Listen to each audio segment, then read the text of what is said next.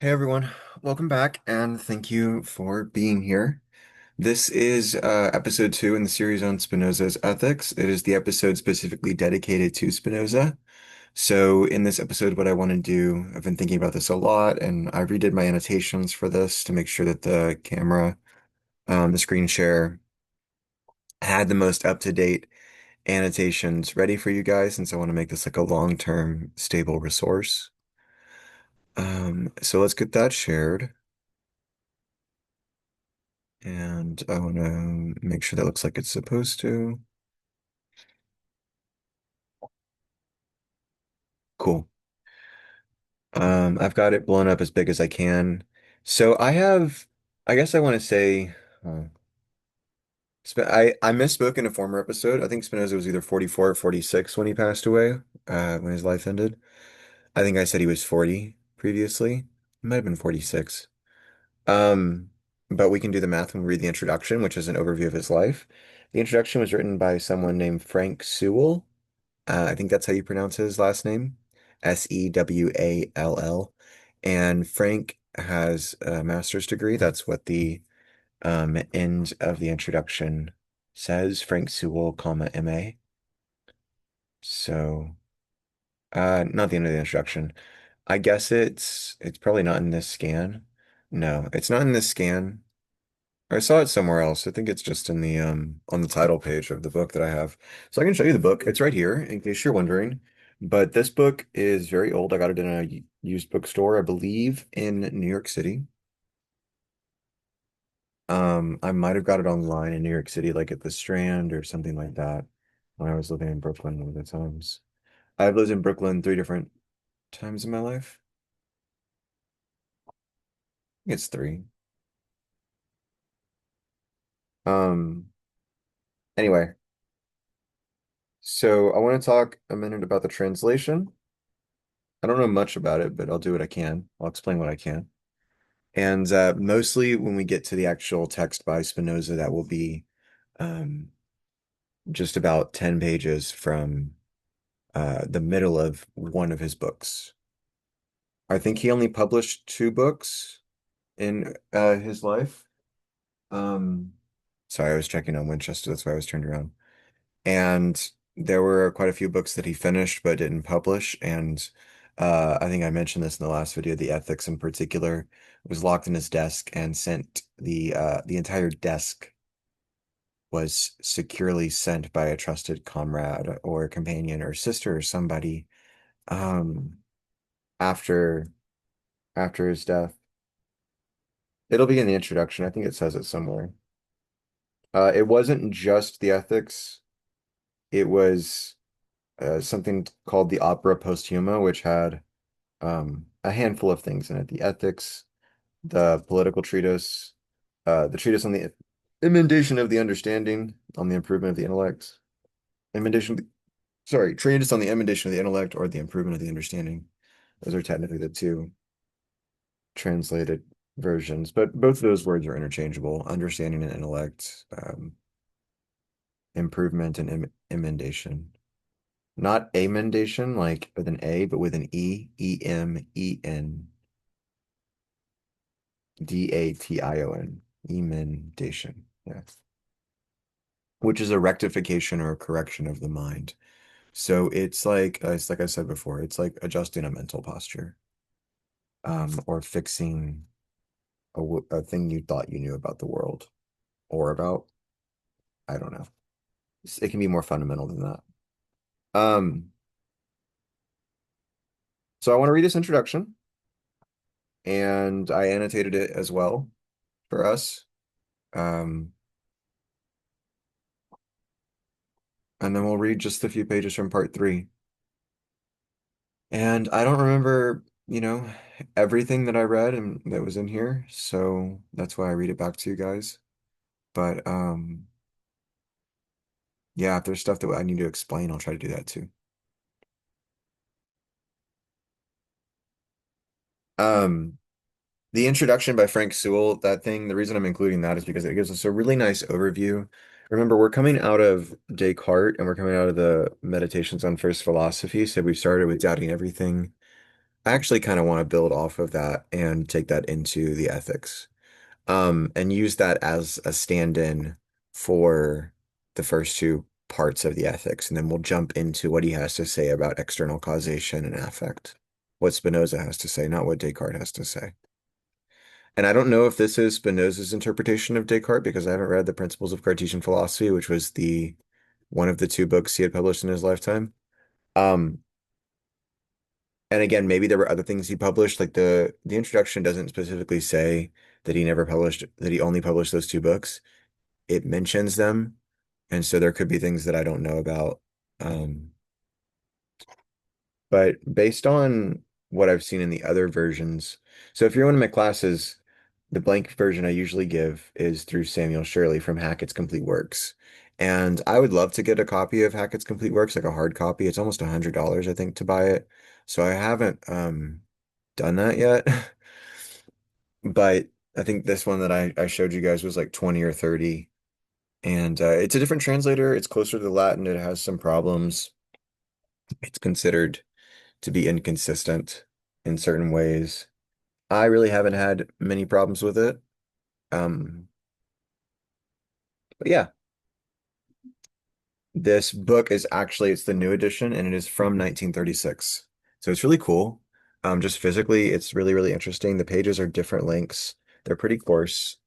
The binding is like actual thread.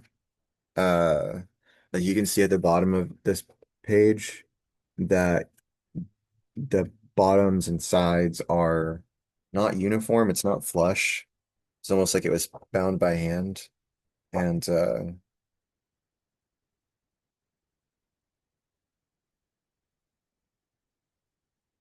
and right here, there's string. I mean, this is just super interesting to me. Maybe it's not as interesting as the ideas themselves, but um, yeah, I'm fond of physical books. I'm grateful to have them because they usually require significant investment and represent many years of accumulation and stewardship. Anyway, so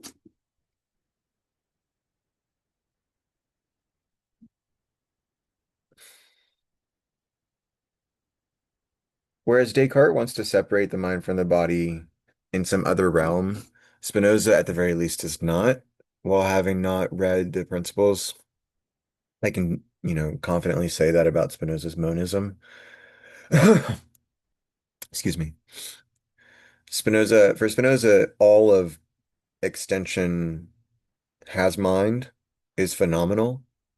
All of extension is thinking. God is a thinking thing, and God is everything. And everything that I can experience is God. Everything that nature is God, all of matter, all of everything everywhere. Your perspective, not just your perspective and not just my perspective. And this is one of the things Spinoza says is that God is the adequate cause. Um, when like I am not the adequate cause, when this body, your perspective is not the adequate cause of your actions. So like there's some, in the most extreme case, somebody's blackmailing you. Um, we wouldn't understand why you would do something so out of character. So it's clearly not you're the one doing not you're not the one you're clearly not the one doing it. It's clearly not you doing the thing. Um, or like you're usually a certain kind of person and you get sick or you get bad news and you're not friendly that day and everybody's like, whoa, that's weird. Um, there are other influences which sort of like seem to override your central character. Um, or just, I mean, I'm just extrapolating here because Spinoza's actual definition is that from the cause you could entail the effect. So, like, if you think of the person, if you expect them to act a certain way, then that's the way that they've internalized the character of such that they're the adequate cause of a good or bad thing. But generally, another interpretation is that where there is a failure or where there is anything less than justice, and I think this is probably the more correct interpretation. I do think they're probably contradictory if you thought about them for long enough. But so like I don't think it's um even for somebody with a bad character, I'm not sure that they are the adequate cause of their shortcomings because Spinoza says it really can't be boiled down to character. What I'm using character here as another word for tendency, not really as a moralized thing, more about the way that a pattern of behavior has been inscribed in the body and has a tendency to re exert itself outward. Um, Not in the way that it was inscribed, but either a set of practices or a set of sufferings, either a set of doings or a set of undergoings to be comprehensive. Um, but yeah, we're generally looking at shared mind, shared causation, um, shared history, co-constitution, collaboration. Um, and these aspects of affect, the temporality of it, the open-ended extension of it behind and outward away from me, away from this center of perception. Um,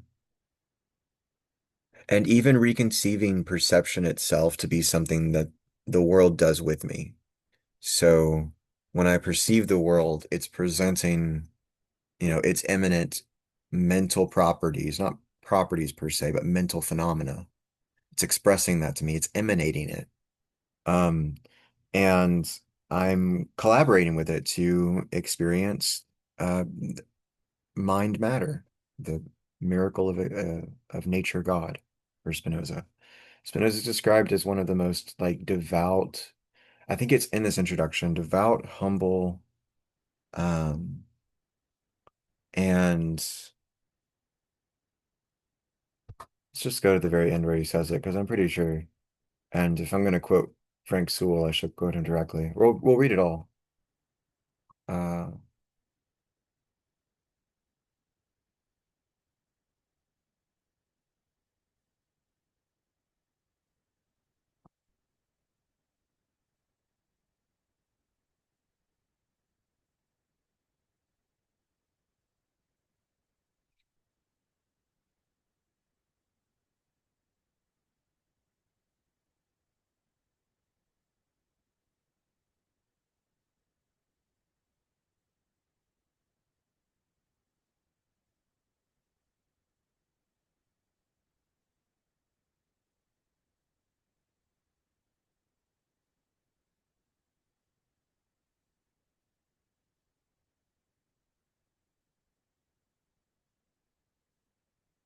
Sorry for I mean, I'm skimming. If you're just listening to the podcast, I have no intention of cutting that silence out. Um, or pausing the video for that matter. And I'm just skimming through here because there's plenty of things you could be thinking about that I've said so far or that we've discussed. I say we've discussed. I mean, you haven't had a chance to respond, but hopefully this is new to you.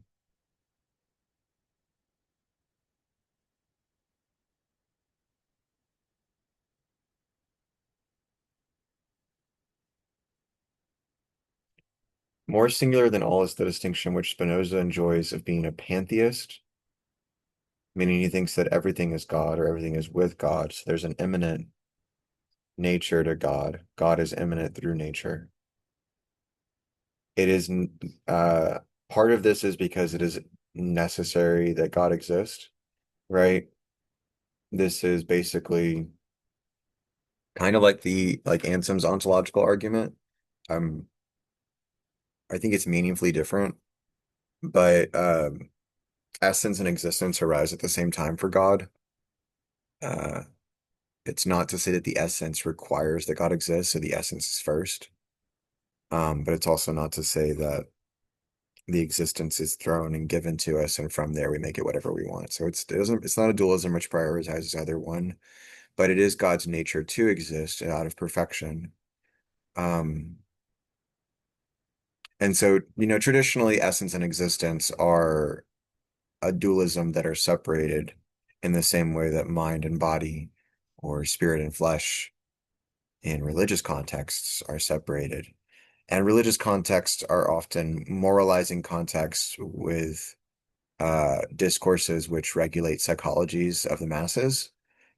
Um, and so they can be used to make people abuse themselves mentally in a way, to colonize their way of treating themselves and make them, just not be as kind to themselves as they should be. Um,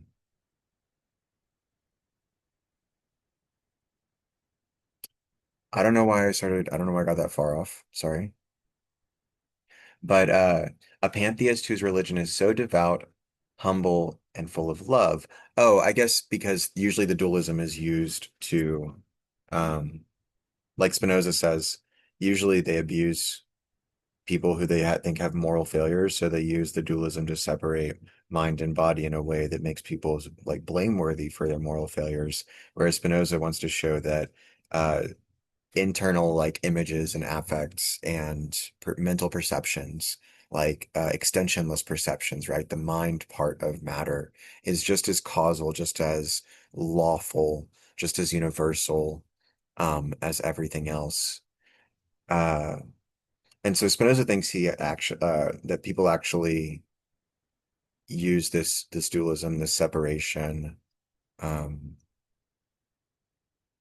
he doesn't say it directly, but I think he would totally agree. Um, He argues for the separation of church and state elsewhere, and not in the Ethics, but in a different text. The Ethics, like the Meditations, is a self-contained text. It doesn't reference other books or uh, like it depends on experience. It depends on a world, but and it's not something that pretends to like operate without being checked up against experience. In fact, I circled over and over again in part three where he taught uses the word experience because Spinoza is supposed to be this rationalist, idealist philosopher. Even in the introduction, Frank Sewell says that, and you repeatedly see in the text itself that this is just like what people are saying about Spinoza and have been saying about Spinoza because he pops off of Descartes and believes in the mind's capacity and he uses the geometrical method. But he's like still empirical, he's still material. He literally says that essence and existence come together at the same time, mind and matter. It's not appropriate to think that he's a rationalist, quote unquote, or um, that he strictly saw any distinction. I think, in fact, he was an intuitionist at most, at heart, an intellection. Intuition being the same as intellection and being the same as eidetics and some sensitivity to eidetic noetic perception. I mean, the arguments that I've read so far, just in the pieces that I've been able to study from the ethics, um, have been um, very eidetic. They, like, for example, he says that a thing cannot contain anything that is contrary to it because it would destroy its nature, which, like, okay, that makes sense. But like what can you do with that? Oh, you can say that it's in everything's nature to persist. So then you actually get like an inertic principle, but it's not just inertia, like continue to be in motion or continue to stay at rest. It's also life. The my essence is in the preservation of my essence because it would be contrary to my essence to destroy my essence. So there must be some other kind of force that goes against that, but you wouldn't immediately think we should read soon.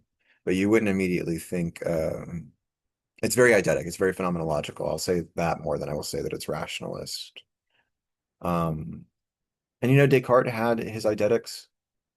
Um, Rationalism is often a bit eidetic, but the way that they described it, Frank, what did Frank use? How did Frank say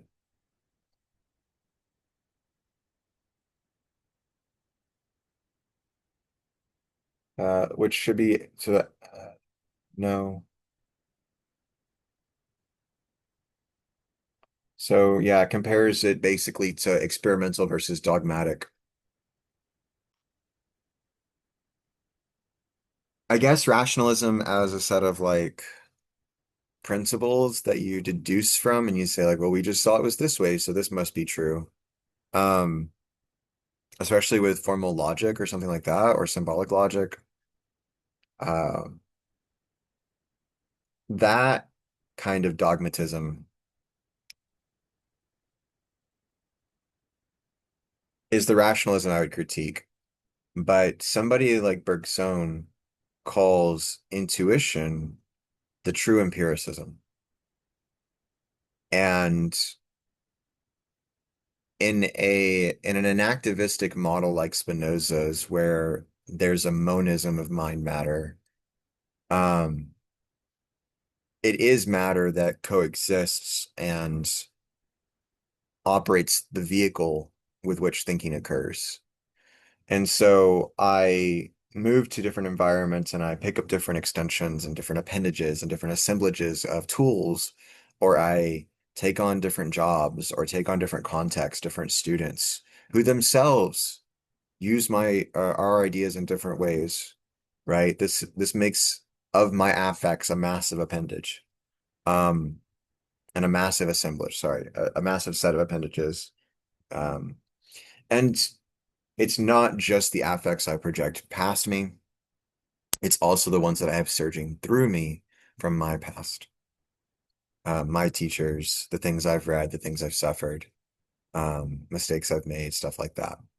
All of that, like we said before with Plato, gets passed along as courage. I was going to say conviction, which is probably also true. Conviction is probably also there in courage, like in the voice, you can hear the fear. Um, yeah. So anyway, just take it with a grain of salt when we move through talking about rationalism versus empiricism. Understand that Spinoza really cuts those.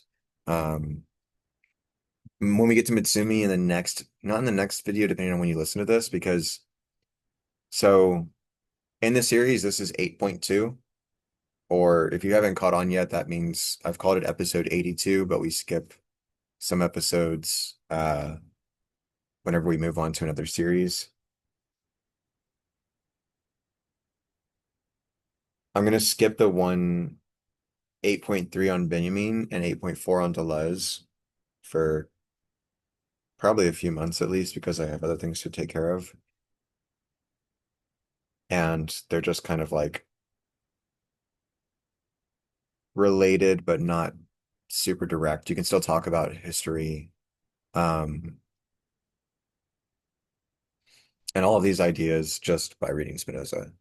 But I do think Matsumi is helpful. Matsumi is going to talk about Deleuze, but with Deleuze, I just wanted to like literally read one of his seminars.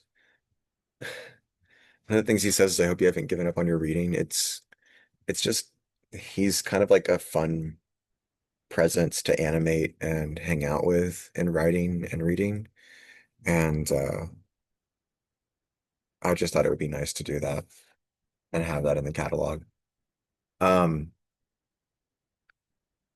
Kind of as a completionist thorough thing. So I'm not going to do that just yet, but I do want to do the Mitsumi, which is 8.5. And that's why I said in the next episode, but in Mitsumi, he talks about affect as being a transversal concept or notion which cuts across categories. And likewise, Spinoza as a monist slash dualist. He's not really a dualist. He's not a dualist. He's what they call a dual aspect thinker, dual aspect monism. There's also some variations of neutral monism, which you might consider Spinoza as well, which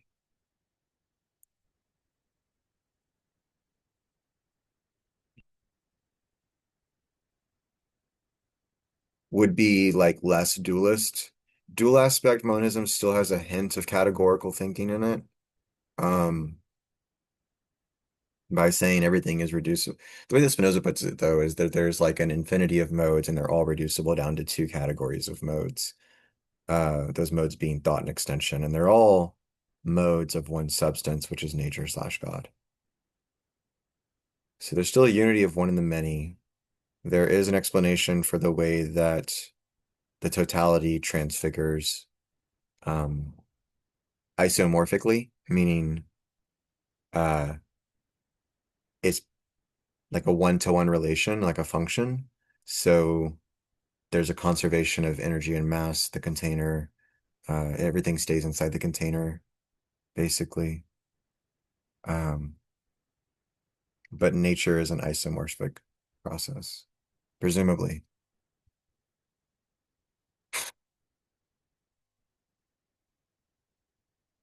That's the one. Um, anyway, let's read this stuff. And I think we've got enough um caveats ahead of it all that there won't be any misunderstandings or um like naive kind of reductions of Spinoza. It's very easy to reduce Spinoza. Oh, yeah. So the other thing about all of that is that we have, I call it the madhouse under the sun. It's like an idea I came up with many years ago. I know in the first video I talked about polyvocity, or the idea that um, the um, the vocalization or the language or the essence or the nature of things, right? The other options being equivocity and analogy and univocity. Deleuze's solution is to say that being is univocal, it's all one, but that one is itself difference. Equivocity says everything is different, but then you can't communicate at all. Analogy says that things are um, translatable, basically. And polyvocity would then be that, or I read it and I kind of looked it up to see if anybody else had talked about it.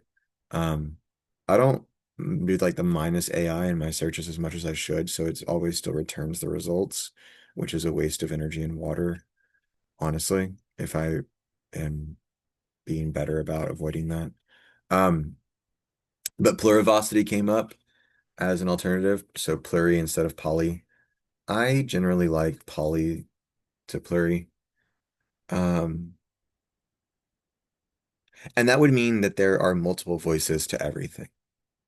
And that's more like what I think is captured by this idea of the madhouse under the sun. If you can actually look at it, you would see um, a field of nodes with arrows going in different directions, and some of them mutual and some of them not mutual, some of them overlapping. Um, forgot to draw arrows on a few of the lines, but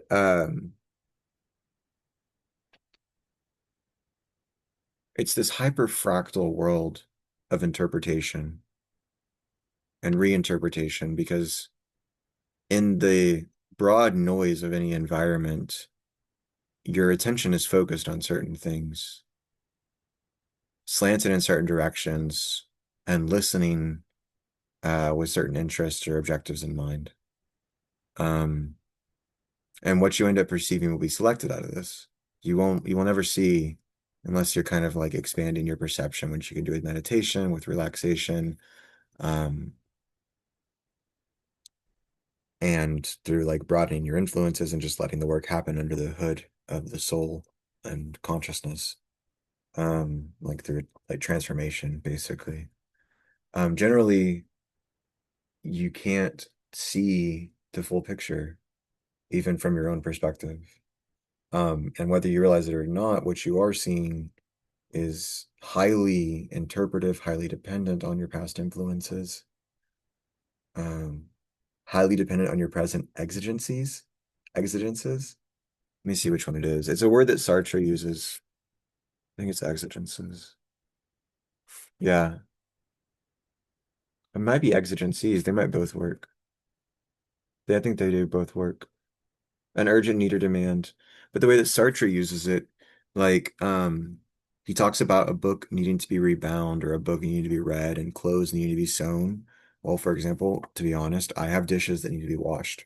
And the world is, because of that state of affairs, pulling me in certain directions, opening or limiting paths I can take in my perception. Um, and there's energy associated with it too. They pull me, they offer some energy and they're needing to be done. Um, I'm lucky to have sections right now in classes where the sheer need to get the lectures out to students helps me find the energy. I mean, not that I don't have the energy just from the philosophy itself, because philosophy is great and worth doing, but as I continue to age, uh, and I just wanted it to, I want things to be really good. So it takes a lot of thought and reflection and making sure. And so, um,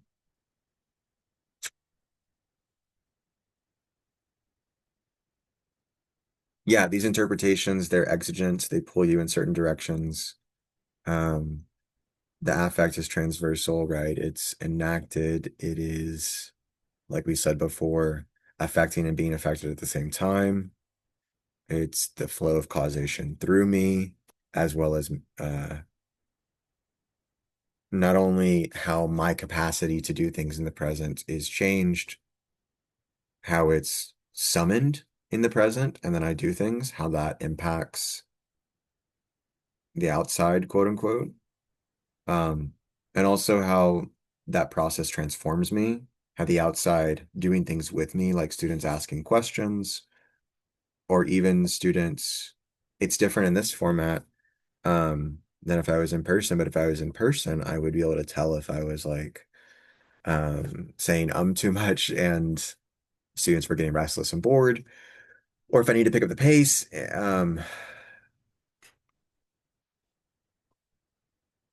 Luckily, I've done that for most of these lectures. I taught them a lot. I don't think there are too many new ones, but that's affective feedback that simultaneously molded my doing. We'll see this immediately again with Dewey, where he talks about how the artist gets feedback from what they're painting, or a musician gets, he doesn't use the example of a musician. He mostly just says artist. He doesn't always give a medium example. This is for American pragmatism, which is very enactivistic, very combined with the environment.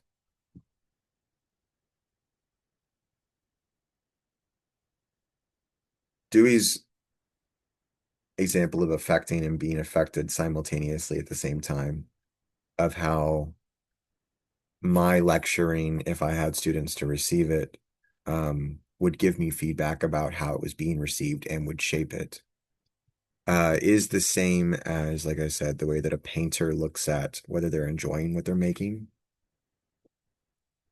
and how an actor on a stage in a theater responds to the audience. They might actually, they do have to wait for the laughter to die down or not, depending on a live audience reacting to it. Um, there are certain other kind of aura or affective, felt, energic components to being in shared spaces. Um, there are lots of examples of this: concerts, musical events, religious events, worship events, sport events, festivals, um, testing environments. Testing environments have a sort of shared urgency. That's one of the things that benefited my students, is they'd come into the classroom and take the test together. And the tone is like of the collective, like energy is missing when you're doing it one by one on your own, I think.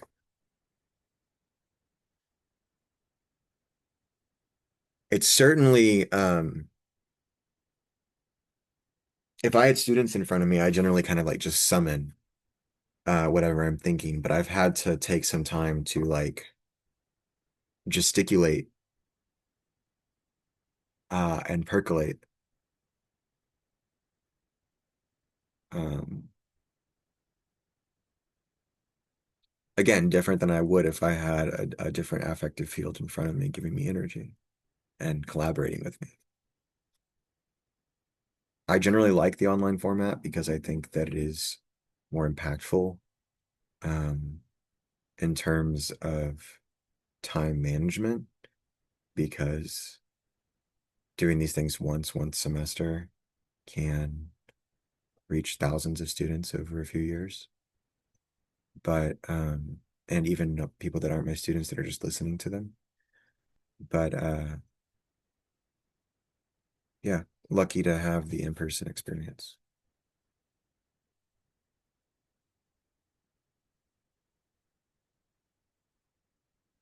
Hopefully by now, even though we haven't started with the reading itself, you definitely feel comfortable with affect, with causation, thinking about the bundles of flows of energy and impact and causation. This works for labor. as well. So like um, a one general conception of labor, basically it's John Locke's conception of labor, and Marx has the same conception of labor. He just doesn't think that there's any kind of, he doesn't think you can extract any property out of the circulation of activity. But like he has a critique of the myth of primitive accumulation, just meaning that there's no like state of nature, quote unquote, where you actually have a right to claim whatever's in front of you, no matter what, just completely. Um, things have always been, since we've been around, like circulating in a society. Anyway, Locke's idea of labor is that you take something raw, like a tree, cut it down, do something with it, like build a house. And the value of that thing is whatever you did to it. Okay, so somebody else cuts the log. I buy it for, let's just say random numbers. I buy the log for $10. I turn it into a chair.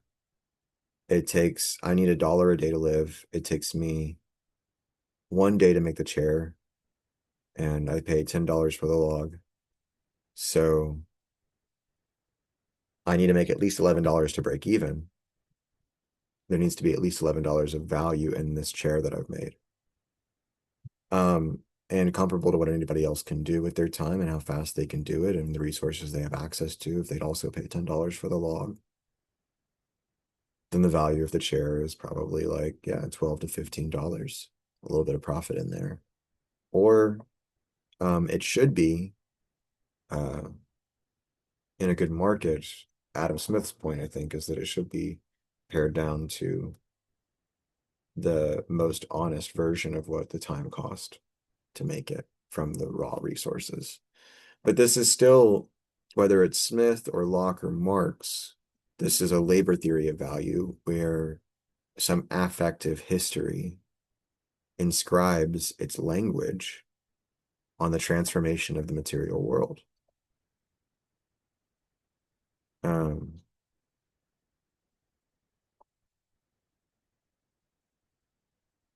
on the one hand, like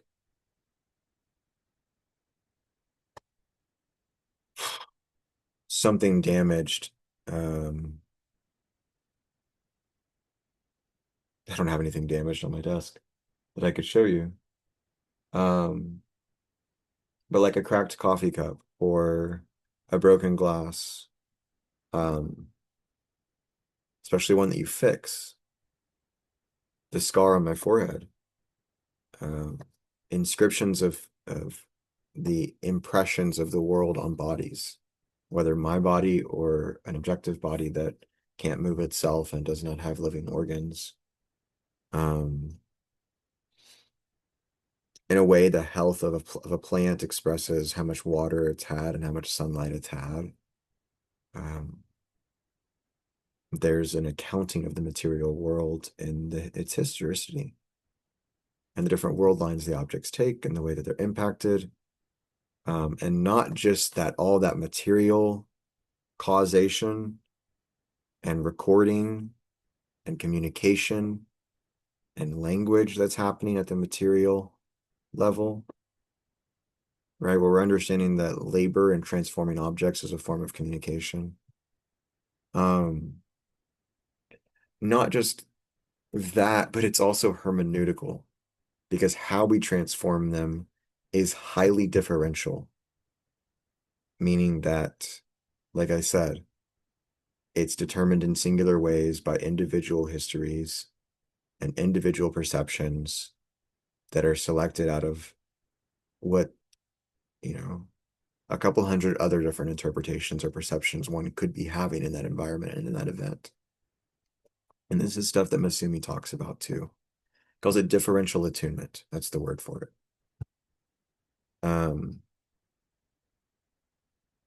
I was going to mention, but I'll do it with the Matsumi video where we actually read this, but I presented on Matsumi's Politics of Affect in my first semester in graduate school in one of my classes, and I think it went well.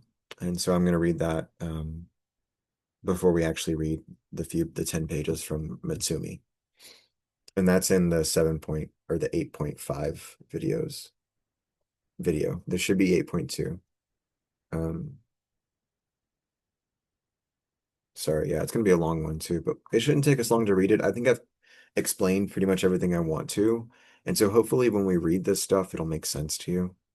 And if it doesn't, I should notice that and explain it again. Hopefully I'll pick it up. Um,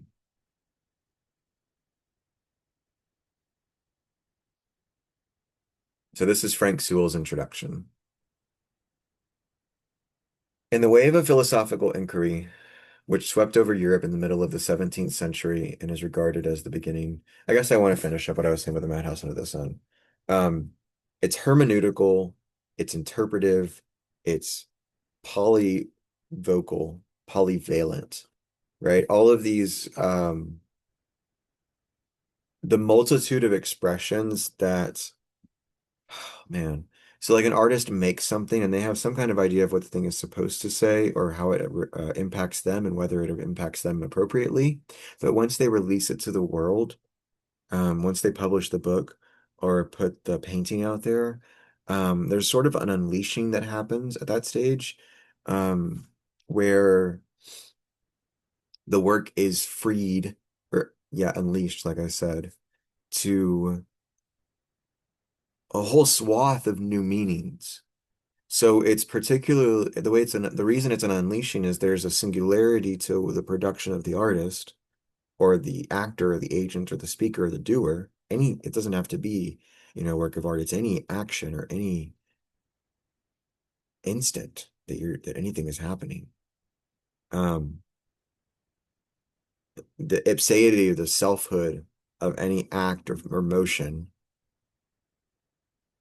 is explosive in all of the different interpretations that it has in all of its relations to other people, other objects, and other perceptions. This is why it's a madhouse. And why I say that it's highly fractal. Um,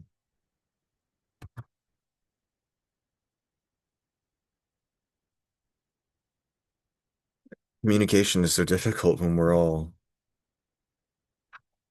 piercing across interpretations of translations, even in the same language. This is a fractal. These are fractals. So they're recursive yet explosive because when you zoom in, they have to also somehow unfold into the bigger image, which has itself more of itself in arrays. So like, for example, if you zoomed into this triangle right here, it would be the same thing again. And if you zoomed into this triangle right here, it would be the same thing again. And that should keep happening as you go into it or as you go from like perspective to perspective to perspective.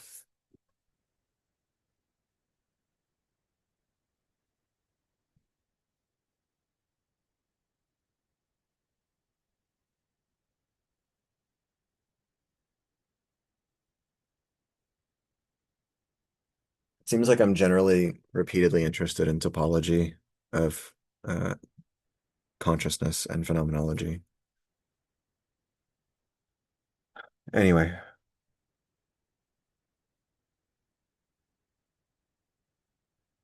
this Mandelbrot is really cool.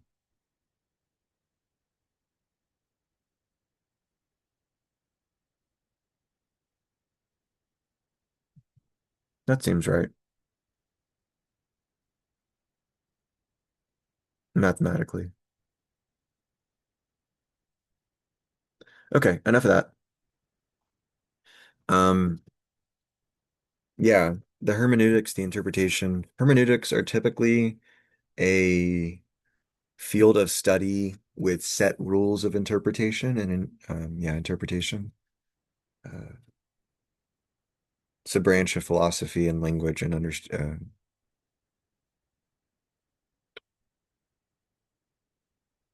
scholarship, I guess is what you'd call that, because it's about reading primary sources and how to appropriately read them. So religious scholarship is where it starts with Schleiermacher, I guess, quote unquote, where it starts.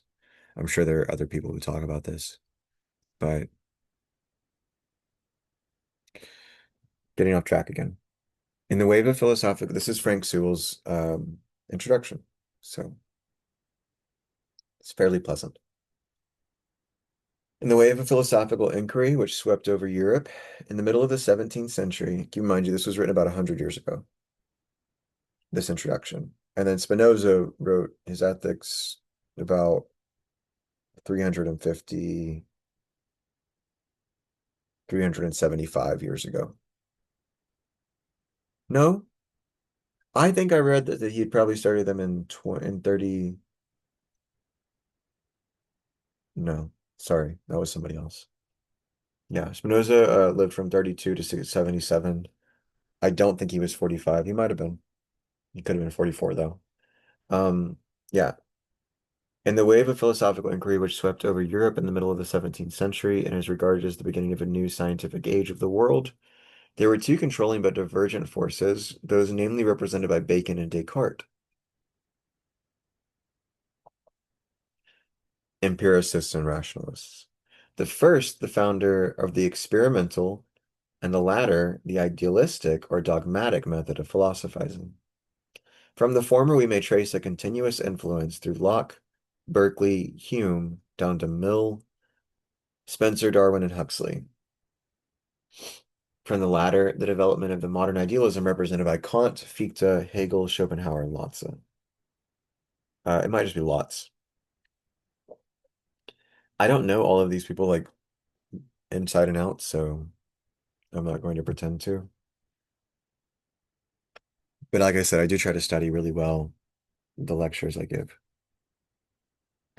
A potent factor in the latter development was the philosophy of Spinoza, 1632 to 1677, which had its roots in both Bacon, 1561 to 1626, his immediate predecessor, and Descartes, his contemporary.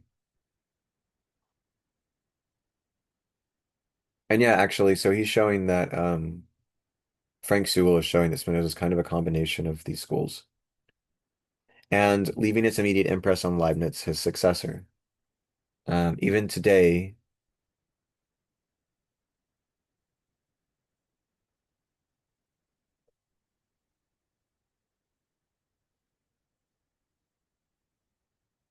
sorry, trying to make it make sense. It's a complex sentence.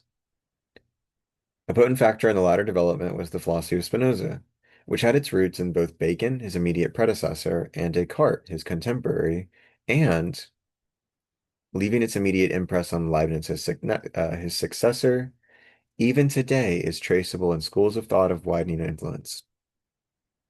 Yeah, so he mentions that there was some delay in translating, or maybe he doesn't, but there was some delay in translating Spinoza until like the 1800s or the 1900s into the English-speaking world, and so that's when it hit a broader audience, and is still doing so. It's still kind of percolating through society from that event 100 years ago or 150 years ago. I don't think he says when that is, but we need to make some progress on the reading. So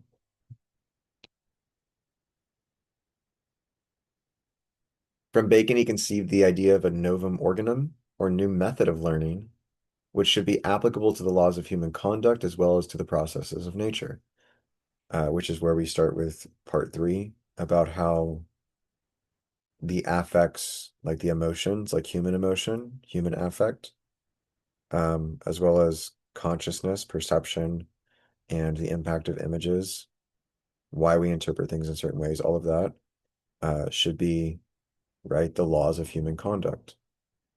Um,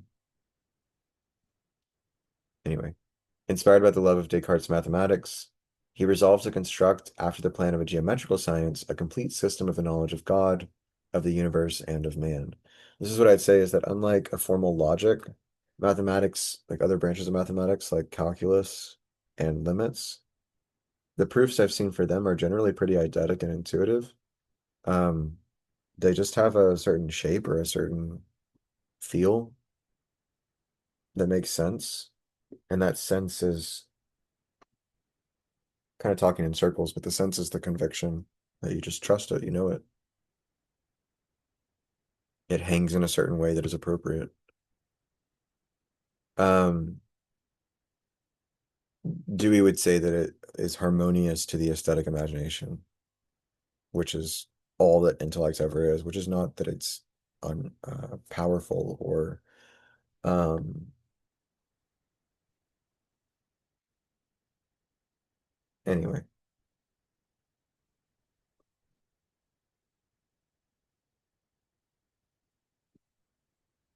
Oh.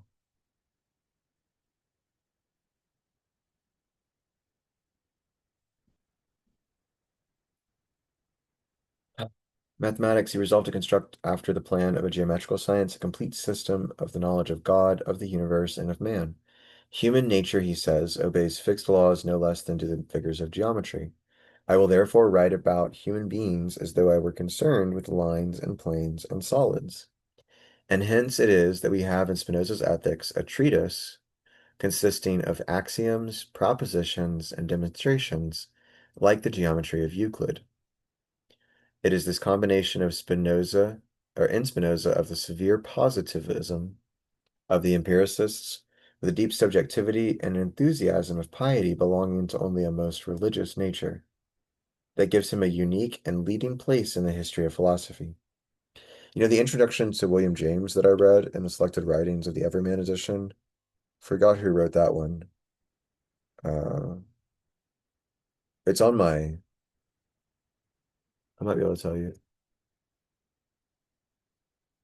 So I think it's on the site.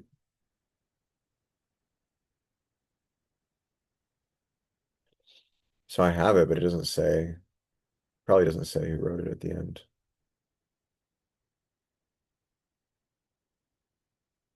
G.H. Bird. Cool. So it's a very good introduction. He talks about William James's um like I guess religious compassion and wanting an explanation for religious experience and his openness to religious experience and mysticism. Um and his moral sensibilities and his hardline moral sensibilities with his extreme need for empirical objectivism and scientific proof. Um and like scientific rigor. So yeah, basically what Frank Sewell is also saying about Spinoza. So there's a lot of coherence in reading Spinoza and James together too, because of that unity hyphen multiplicity, right? The one and the many entangled, curdled, to use a term from Maria Lugones, who differentiates purity separation from curdle separation, which maps on again pretty well with transcendence versus immanence, where transcendence refers to separate containers where you need some theory to cross the boundaries of separate entities, and immanence is a state of primordial unity that differentiates into particular perceptions and positions.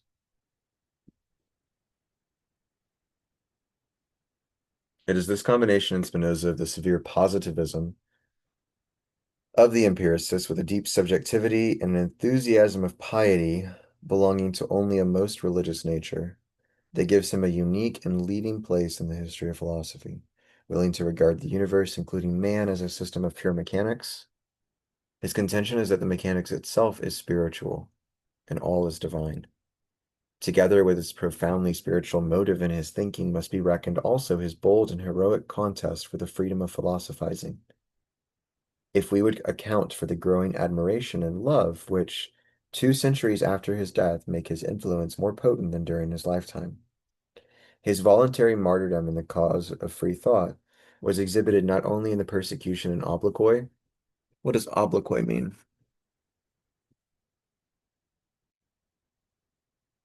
Strong public criticism or verbal abuse. Uh, his voluntary martyrdom in the cause of free thought was exhibited not only in the persecution and obloquy or public criticism, which he suffered from his own kin in his excommunication from the synagogue, in his 24th year. So he was born Jewish, but they kicked him out for his beliefs. Um, and in his later condemnation by Christian authorities too, of church and state, but equally in his refusing in the day of his later prosperity and growing renown, the tempting offers of royal and university honors and emoluments or gifts or benefits, lest his freedom of teaching should thereby be hampered.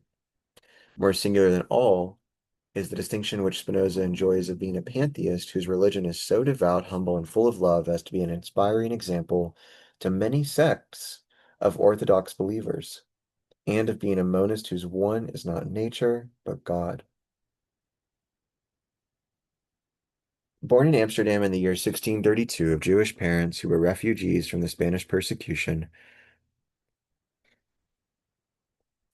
Baruch de Spinoza grew up to become aware of the conflict of the narrow and rigid rules of the synagogue with the free Latin culture around him. At the same time, he was stirred by the monotheistic instincts of his Semitic nature to revolt against all forms of dualism and idolatry. It's interesting there how like dualism is a sort of idolatry. Um, his reverence for the scriptures led him to rebuke the Phariseeism that would kill the spirit in dogmatic adherence to the literal meaning of the law. More and more restless under the irksome formalism of the synagogue, he at last declared his open revolt, which not even bribes nor the threats of disinheritance by his parents, afterwards fulfilled, availed to prevent. And with awful maledictions, he was excommunicated for his frightful heresies.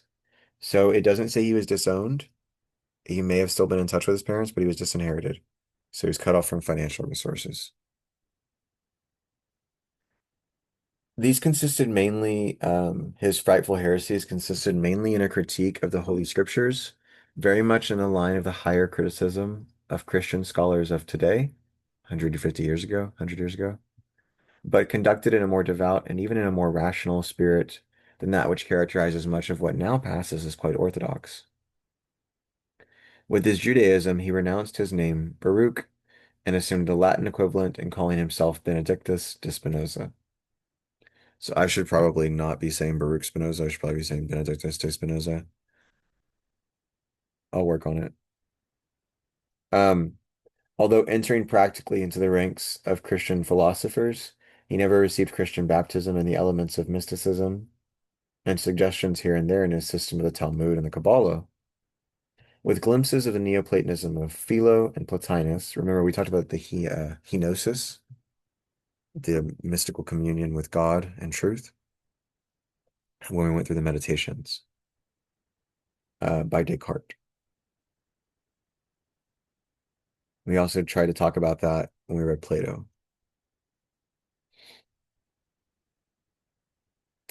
Uh, Philo and Plotinus make us aware of an attitude of thought and reflection distinctly different from that of his Christian contemporaries. So Spinoza can't be reduced to Christianity either.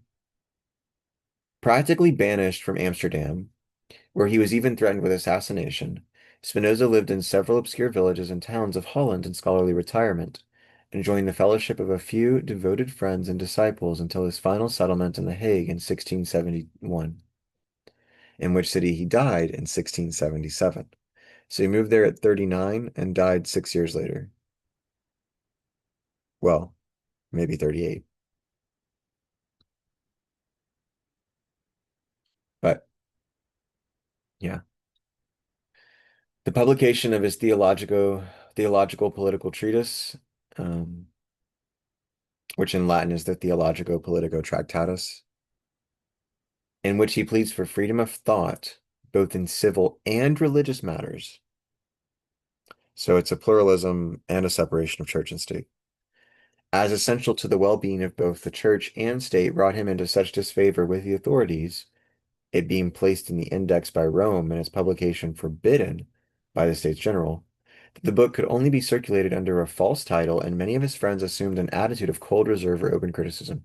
So the one book he did publish, or the second book he published after the Principles of Cartesian Philosophy, um, was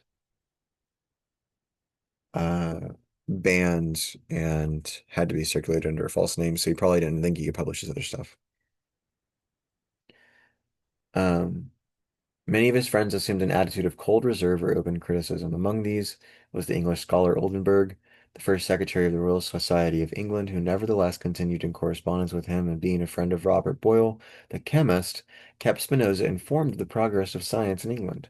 Meanwhile, in The Hague, supporting himself in the humble vocation of a grinder of lenses and living in the greatest simplicity in the family of a poor painter, Van der Spek, Spinoza was constructing and revising the work with which his fame is chiefly associated, but which was not published until immediately after his death, the Ethics.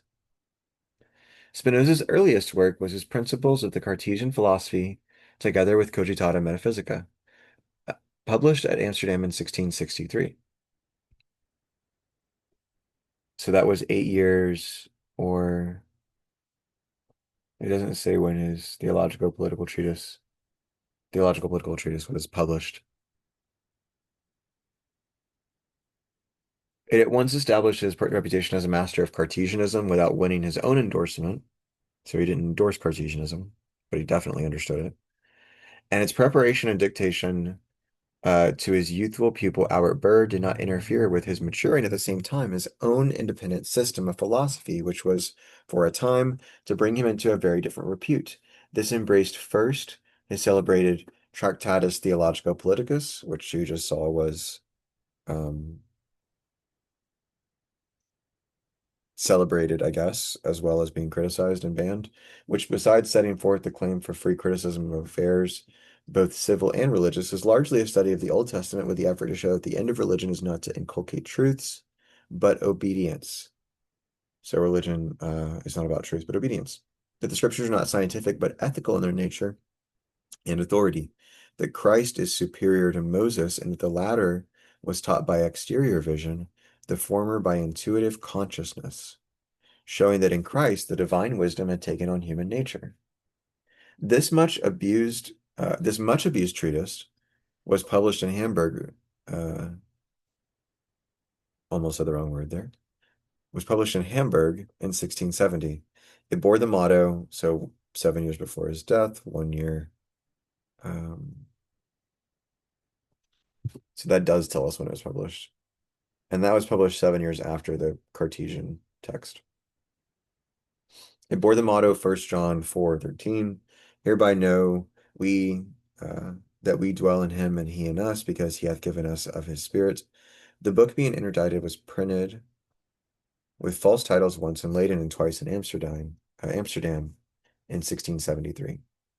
The Ethics, although begun probably before 1661, was not printed until after the authors before the publication of the Principles of Cartesian Philosophy.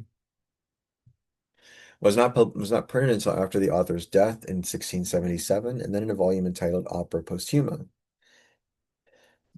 Ethics is the one we're going to read apart from. These embraced, besides the Ethics, other treatises written about the same time.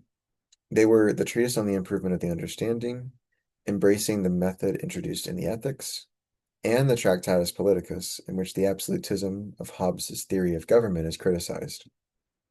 I'm looking forward to reading that one day because I, for whatever reason, just don't like Hobbes.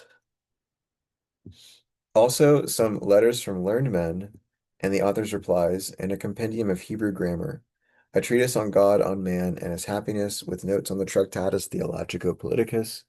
Hobbes is a statist who just reinforces state power. Um, anyway, enough of that.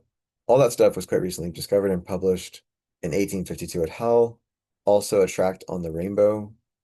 Spinoza's sole scientific treatise also sounds fun to read. My main guy on a rainbow. Sounds sick.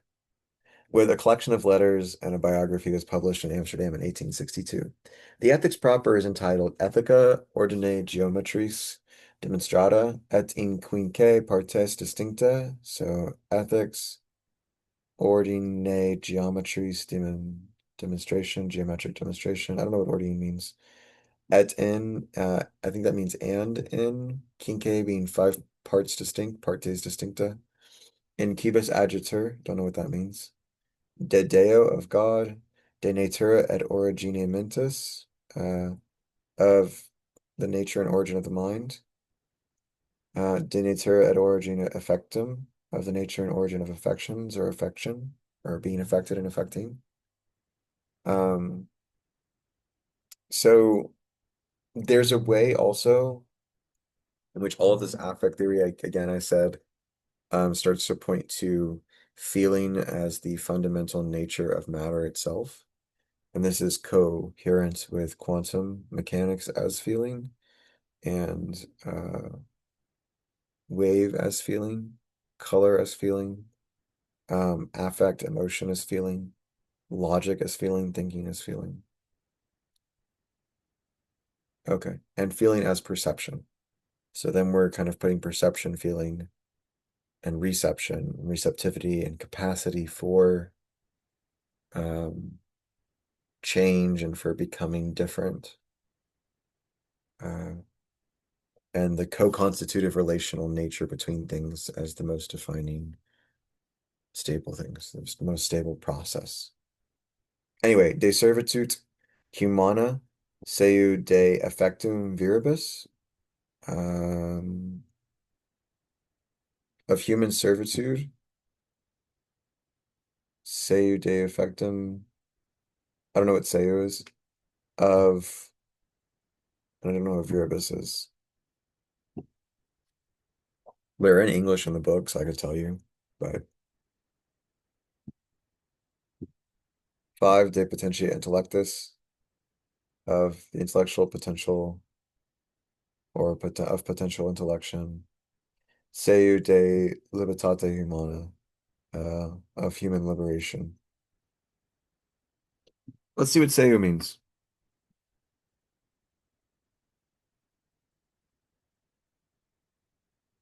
Like 4 just says of human bondage. 3 says origin and nature of the emotions. So it doesn't say what seu is. And 5 is of human freedom.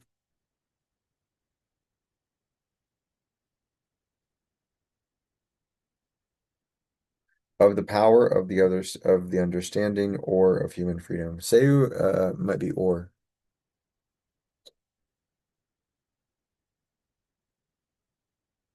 It's how linguists work.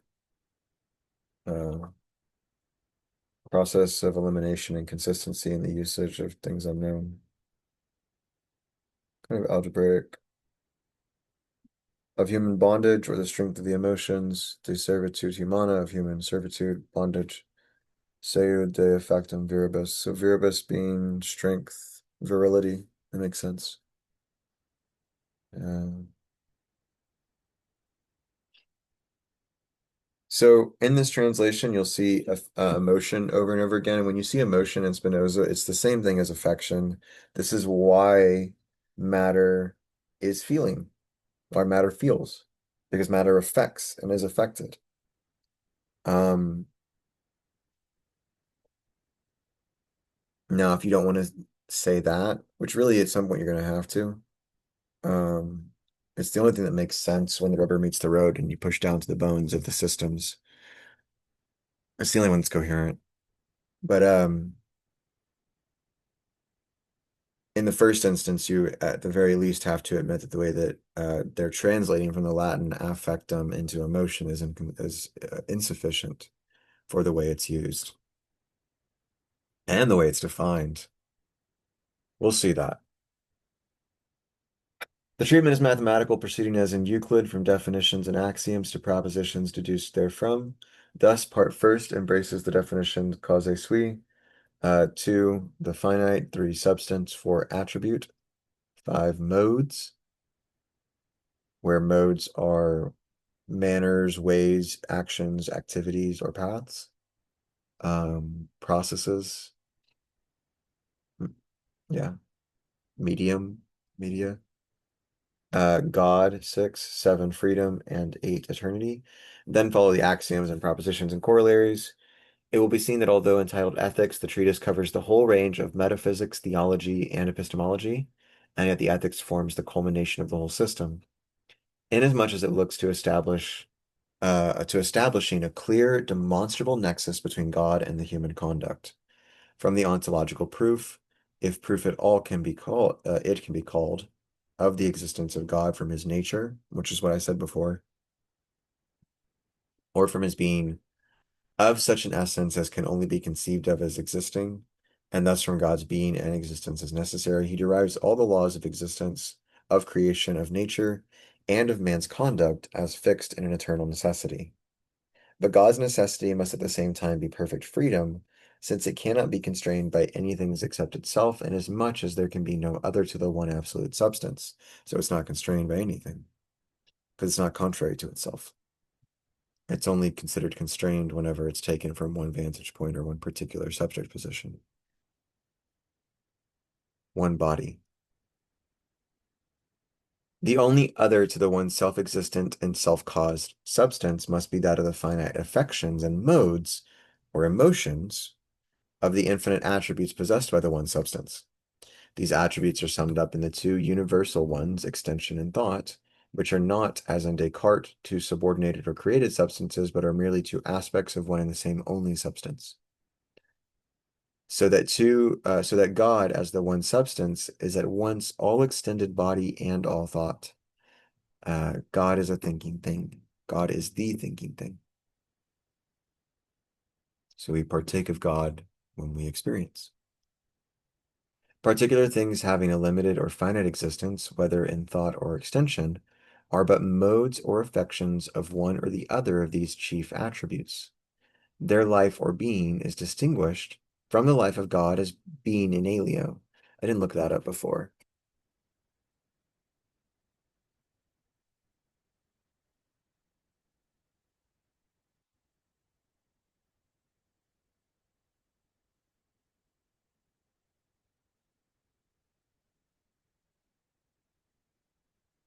Another, I want translate. I don't want the Google or the AI. Alio to another versus in se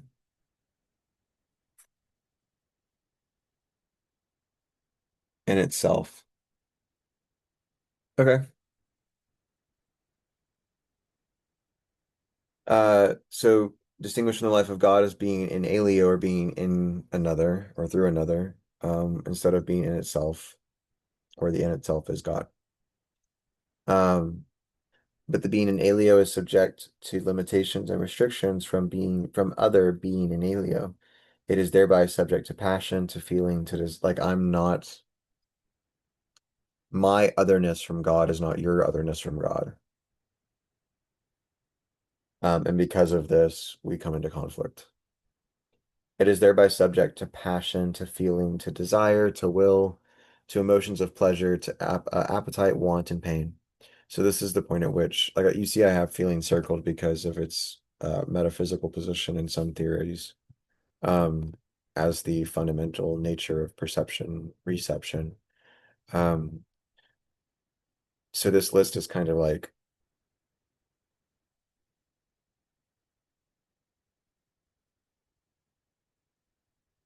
sometimes Spinozan scholars make too many separate categories between things when it's really just all affect.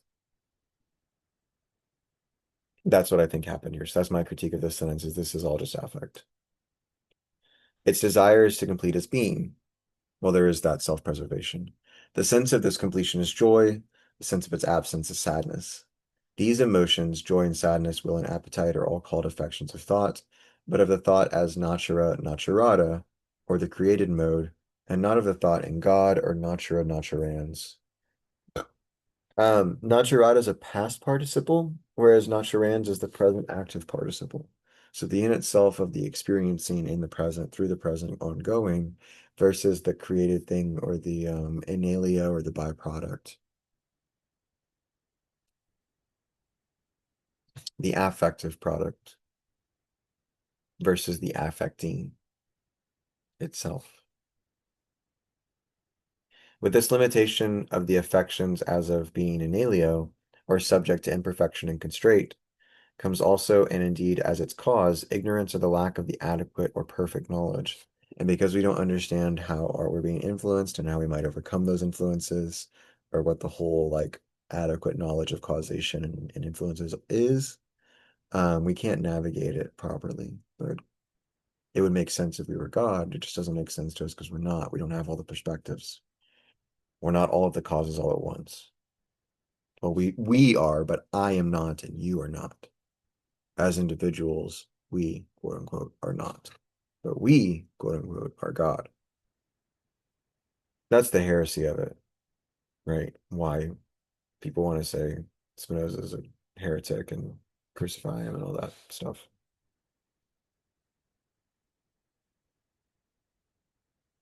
It's certainly not saying that we are God in any kind of like individual powerful sense.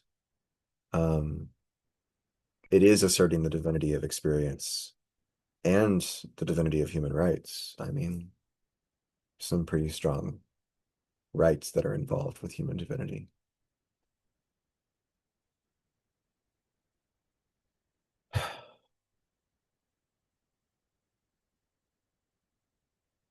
Some sacredness.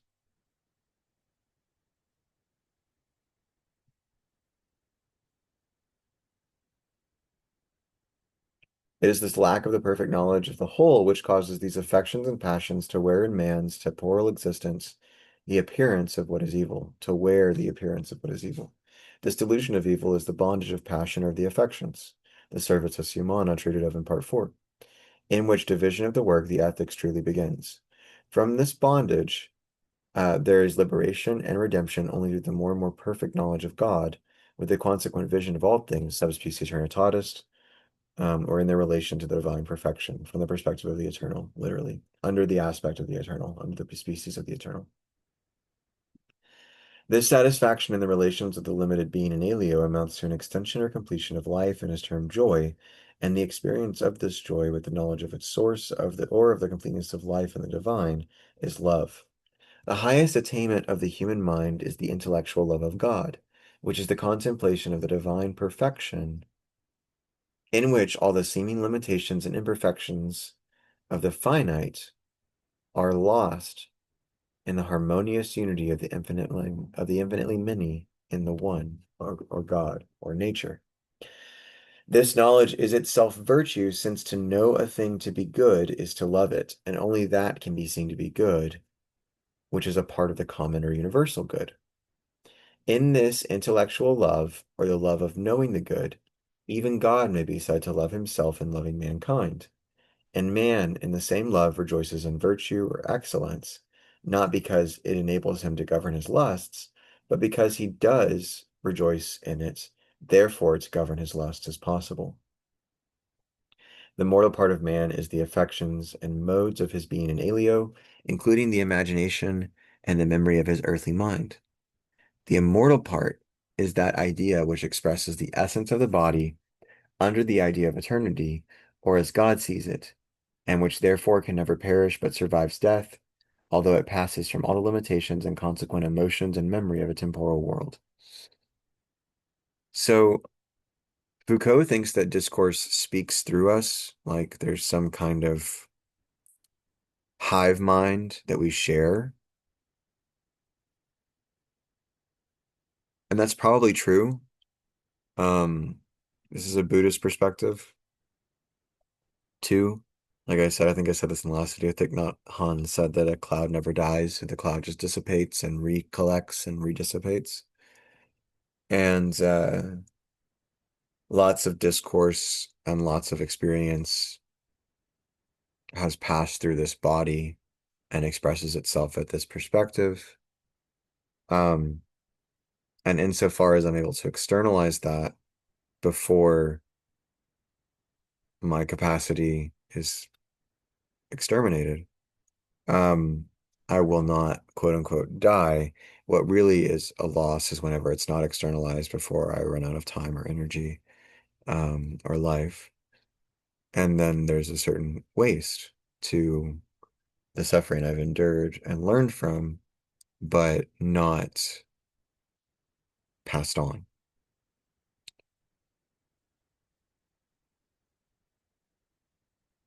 When I've had near-death experiences, the animal, it seems, is what gets afraid. This very particular perspective, this breathing thing, not so much the insight or the truth or the things I'm saying. They only ever come from breathing things. Thinking is always embodied, but feeling, consciousness, and experience seem to be things that we share through the world. And this is definitely Spinoza's position by saying that mind and matter are the same thing, that nature is a thinking thing, that God is a thinking thing.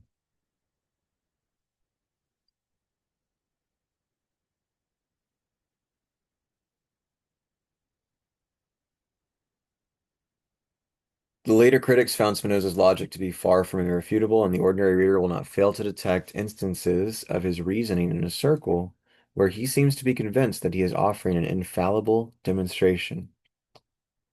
We would call this abduction. Like it's the best explanation for the situation at hand. It's different from deduction, where you start with assumptions and then prove conclusions with rules. And it's different from induction, where you start from a pattern of particulars and you generalize to a universal rule.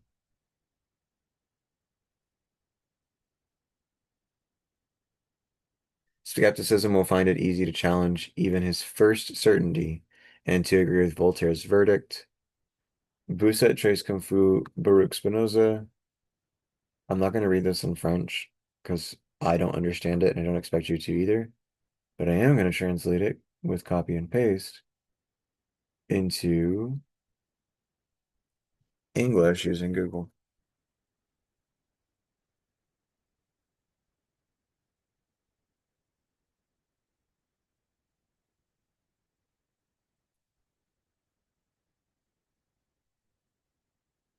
You are very confused, Baruch Spinoza, but are you as dangerous as they say? I hope not. And my reason is that you are confused, that you wrote in bad Latin, and that there are not 10 people in Europe who will read you from one end to the other, even though you have been translated into French. Wow. That is right on point with what voice I remember when reading Voltaire before. I read Candide on optimism, which is a critique of Leibniz's best of all possible worlds theory, and Leibniz being influenced by Spinoza. Um, just snarky.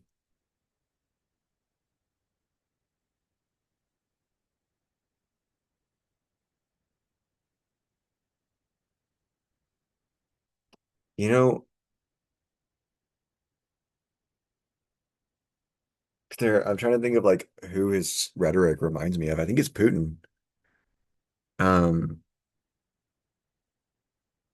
Maybe a little bit of Kamala. I'm not quite.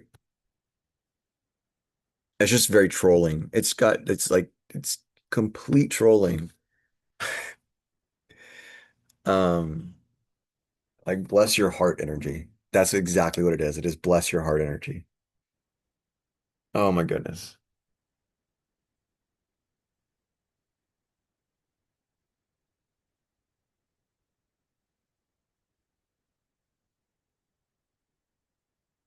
The, in one aspect, sublime idea of the intellectual love of God may in another aspect be interpreted as only an expression, this is like a critique of Spinoza, only an expression of an infinite self-love on the part of deity or God, contemplating with delight his own perfection and granting this contemplative joy only to those finite creatures who cast themselves into the abyss of his infinity at the sacrifice of their own individuality.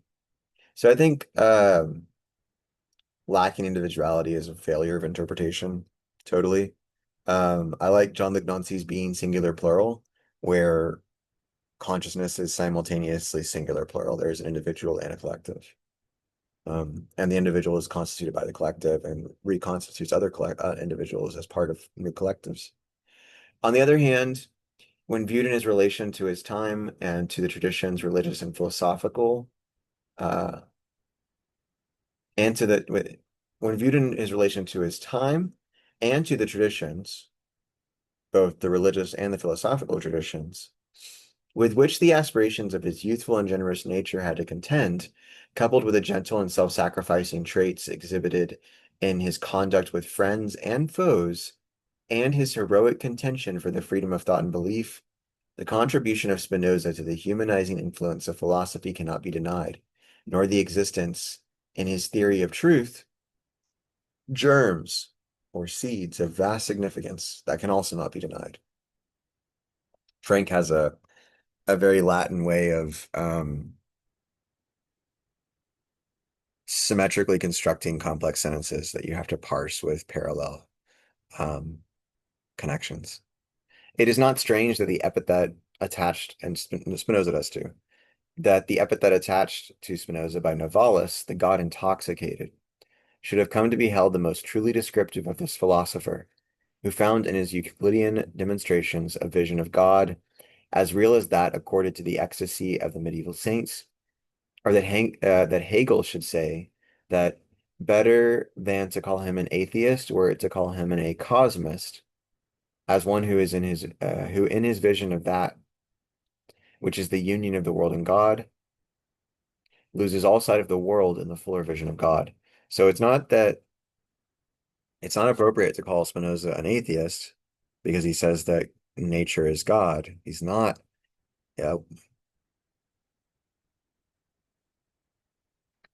Apparently Hegel says that it seems more often that Spinoza eclipses nature with his divine experience or his divine conception of God, his religious perceptions.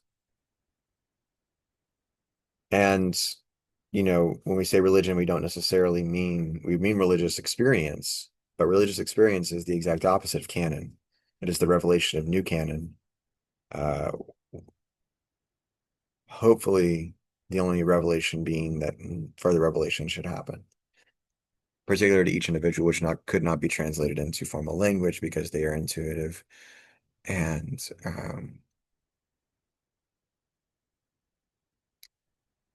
alinguistic.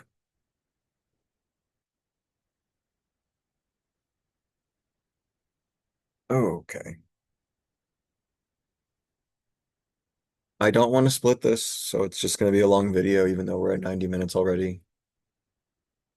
Um, the content goes together. That was the end of the introduction,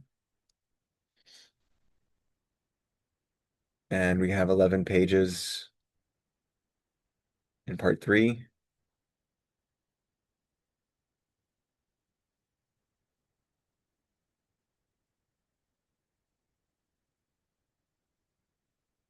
But I think if I split it, I'm going to have to re-explain things I've already explained, whereas right now we should just be able to plow through reading it.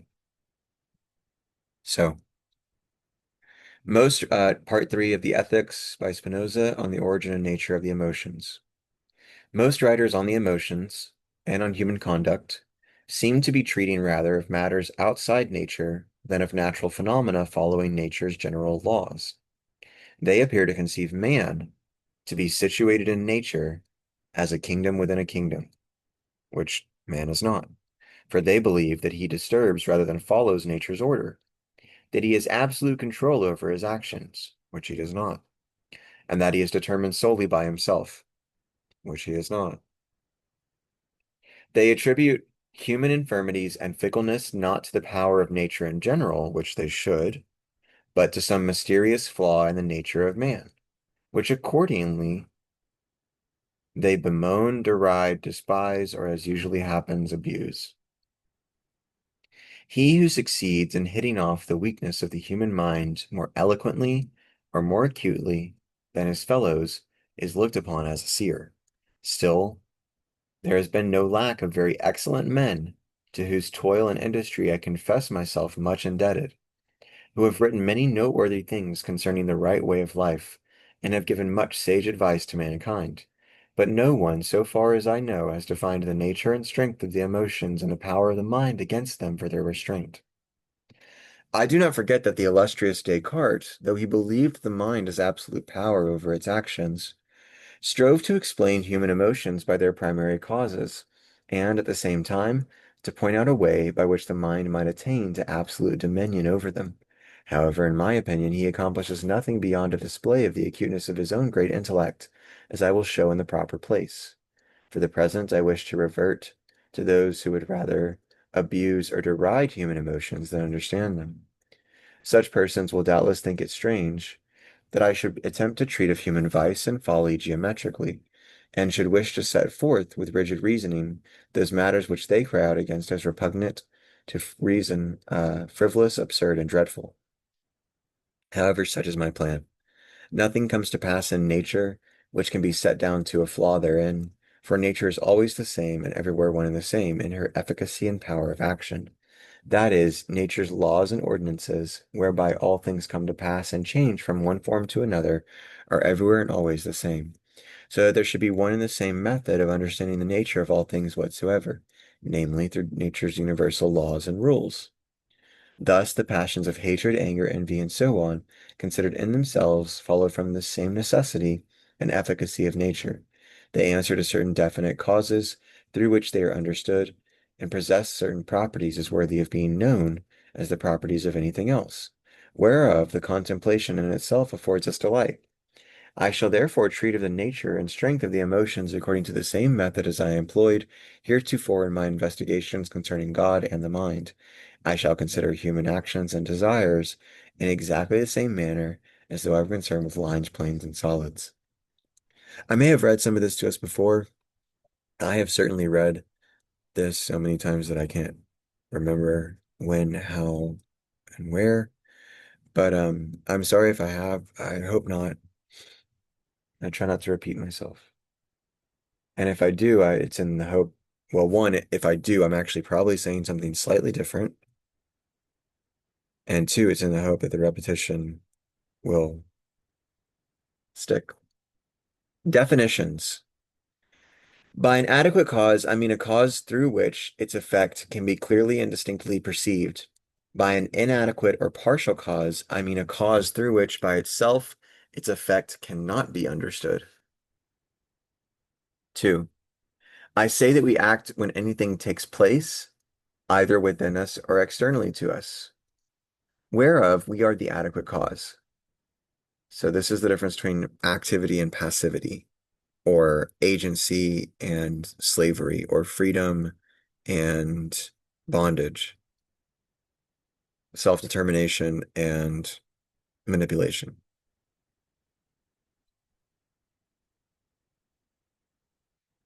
That is, by the foregoing definition, when through our nature something takes place within us or externally to us, which can through our nature alone be clearly and distinctly understood. On the other hand, I say that we are passive as regards something when that something takes place within us or follows from our nature externally, we being only the partial cause. By emotion, I mean and so this is where I say, like, on the one hand, we do need to think of the world matter as feeling. We also need to think of the world matter as motion, mobility, and as emotion. Still the same as how we feel things, sadness, happiness, excitement, lethargy.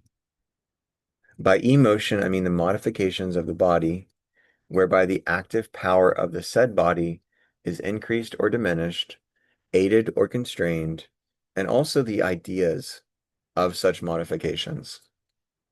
Nota bene, if we can be the adequate cause of any of these modifications, I then call the emotion an activity, otherwise I call it a passion, or state wherein the mind is passive.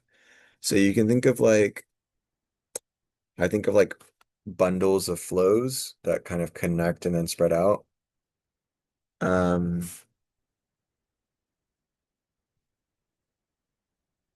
I forget what it's called. I'm sure there's a word for it. Sankey diagram. I think that's what it's called.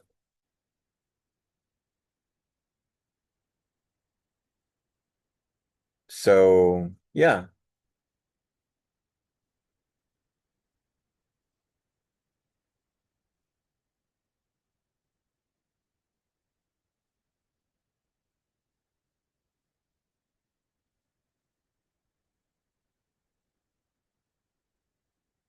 this is the way in which there is no self.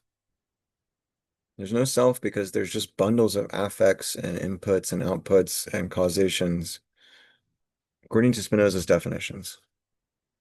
And according to just the way that influences happen, right? You don't need a geometrical method to, like I've said, explain why, hey, you really love um that one song because it reminds you of your dad from when you were little, or your mom, or your best friend, or your grandma, or your parent, or your partner.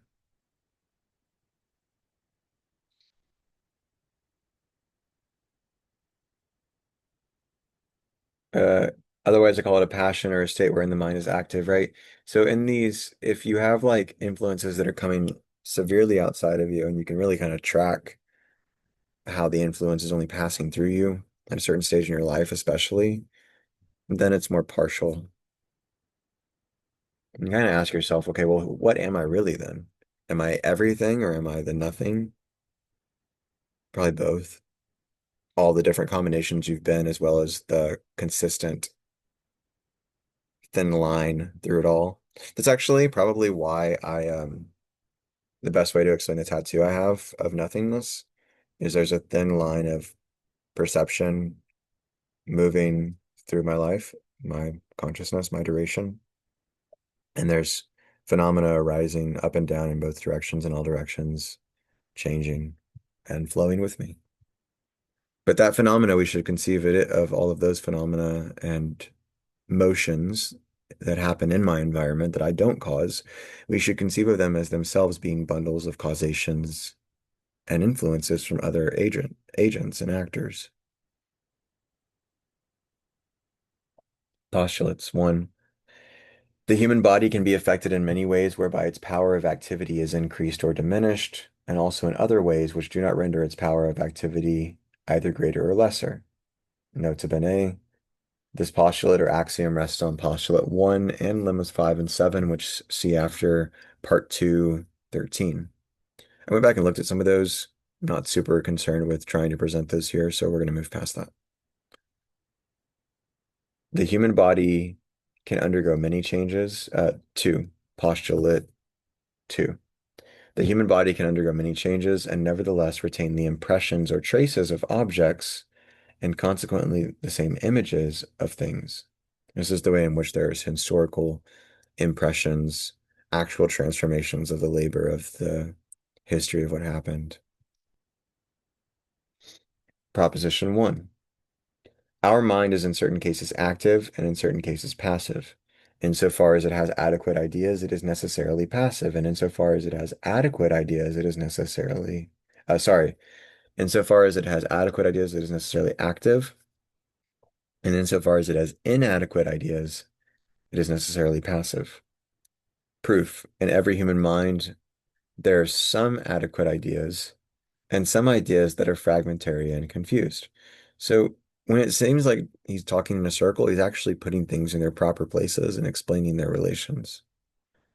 And if it makes sense and fits, then it makes sense and fits.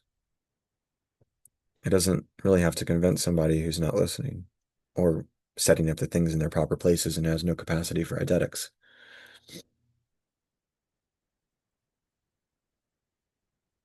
Um, and some ideas that are fragmentary and confused. Those ideas which are adequate in the mind that I understand, the cause and effect, the unity of the motion between cause and effect. Those that are adequate in the mind are adequate also in God, inasmuch as God constitutes the essence of the mind. And those which are inadequate in the mind are likewise adequate in God, not inasmuch as he constitutes in himself the essence of the given mind alone, but as God at the same time contains the minds of other things. Again, from any given idea, some effect must necessarily follow. Of this effect, God is the adequate cause, not inasmuch as he is infinite, but inasmuch as he is conceived as affected by the given idea. But of that effect whereof God is the cause, inasmuch as he is affected by an idea, which he is adequate in a given mind, of that effect, I repeat, the mind in question is the adequate cause, just like God. Therefore, our mind, insofar as it has adequate ideas, is in certain cases necessarily active. This was our first point. Again, whatsoever necessarily follows from the idea which is adequate in God, not by virtue of his possessing in himself the mind of one man only, but by virtue of his containing together with the mind of that one man the minds of other things also of such an effect. The mind of the given man is not inadequate, but only a partial cause. And he'll say that partial causation is just a privation. So there's the positivism comes out as if there's no true thing except for adequate causation. And if there are things or influences bundled alongside whatever the adequate cause is, there are interactions of causes. Um, there's probably a moment at which the interaction becomes a new thing that is the adequate cause as some mental phenomena. But no, there are bundles of causes which must be the adequate cause to streamline back into something. So you can have bundles of adequation, adequate causation. Thus, the mind, in so much as it has inadequate ideas, is in certain cases necessarily passive or negative, receptive, non-positive, not doing things, not moving of its own self-direction and self-determination and freedom and self-governance. This was our second point. Therefore, our mind, etc., QED. QED means it has been demonstrated. It's the way to close a mathematical proof. Corollary. Hence, it follows that the mind is more or less liable to be acted upon in proportion as it possesses inadequate ideas, and contrariwise, is more or less active in proportion as it possesses adequate ideas. Proposition 2. Body cannot determine mind to think, neither can mind determine body to motion or rest, or any state different from these, if such there be. So at first he says that they can't determine each other, but then he later shows that they actually are the same thing. So it just doesn't make sense to say that they determine each other. They just kind of happen in parallel to each other, um, as different ways of experiencing, I guess. Different registers of experience.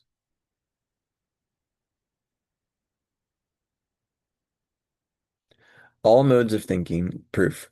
All modes of thinking have for their cause God by virtue of his being a thinking thing, and not by virtue of his being displayed under any other attribute, such as substance or extension. Not substance, such as extension.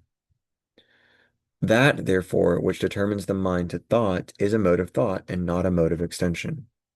That is, it is not body.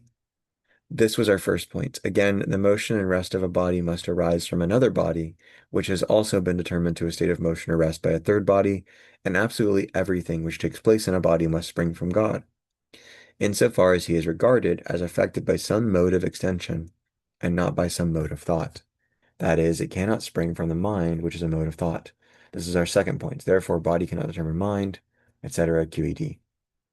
Note, this is made more clear by what was said in the note to 2:7, namely that mind and body are one and the same thing, conceived first under the attribute of thought, secondly under the attribute of extension. Thus, it follows that the order of concatenation of things, or adding, like stringing phrases together, or um, it's not really adding in the sense of 2 plus 3 equals 5, because that's transformative of what is input.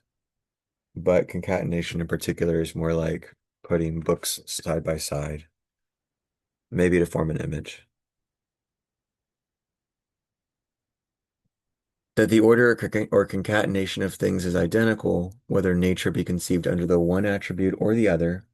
Consequently, the order of states of activity and passivity in our body is simultaneous in nature with the order of states of activity and passivity in the mind. The same conclusion is evident from the manner in which we proved 2:12. Nevertheless, though such is the case, and though there be no further room for doubt, I can scarcely believe until the fact is proved by experience. Again, this is where we get all this experience talk. That men can be induced to consider the question calmly and fairly, so firmly are they conceived, that it is merely at the bidding of the mind that the body is set in motion, or at rest, or performs a variety of actions depending solely on the mind's will, or the exercise of thought. However, no one has hitherto laid down the limits to the powers of the body. That is, no one has as yet been taught by experience. Taught by experience. What the body can accomplish solely by the laws of nature, insofar as she is regarded as extension. This is the famous origin of nobody knows what a body can do. Deleuze makes a big deal of this. Massumi makes a whole chapter out of it in The Politics of Affect. We don't read it. I haven't read it yet. But it is the way in which body has mind. It's very easy to conceive of the way that mind has body. It's less easy to conceive of the way that body has mind.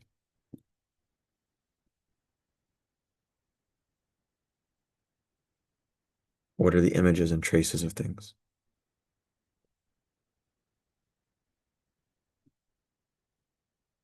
What the body can accomplish solely by the laws of nature insofar as she is regarded as extension. God being nature insofar as she was regarded as extension. Solely by the laws of God. No one hitherto has gained such an accurate knowledge of the bodily mechanism that he can explain all its functions.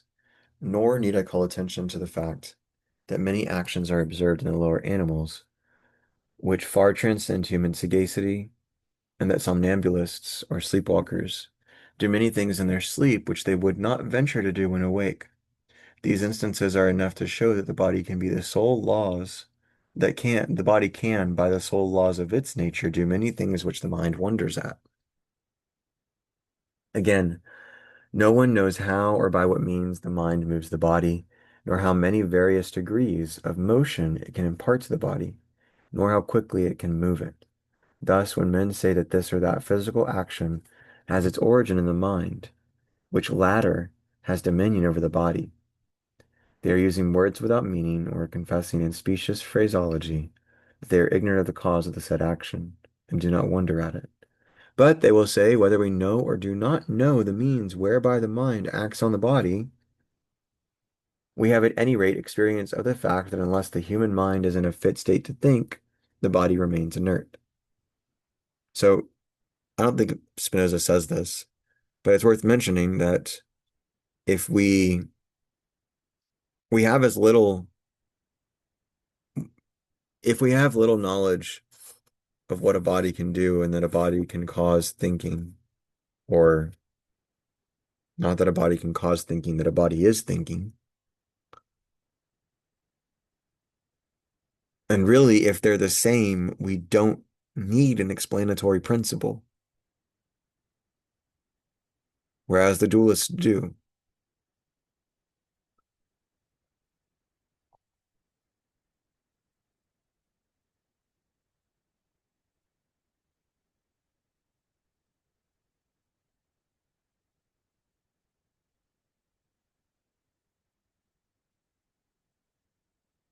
If you collapse it at the ontological level, then you should also collapse it at the phenomenological or perceptual level. Moreover, we have experience that the mind alone can determine whether we speak or are silent in a variety of similar states, which accordingly we say depend on the mind's decree.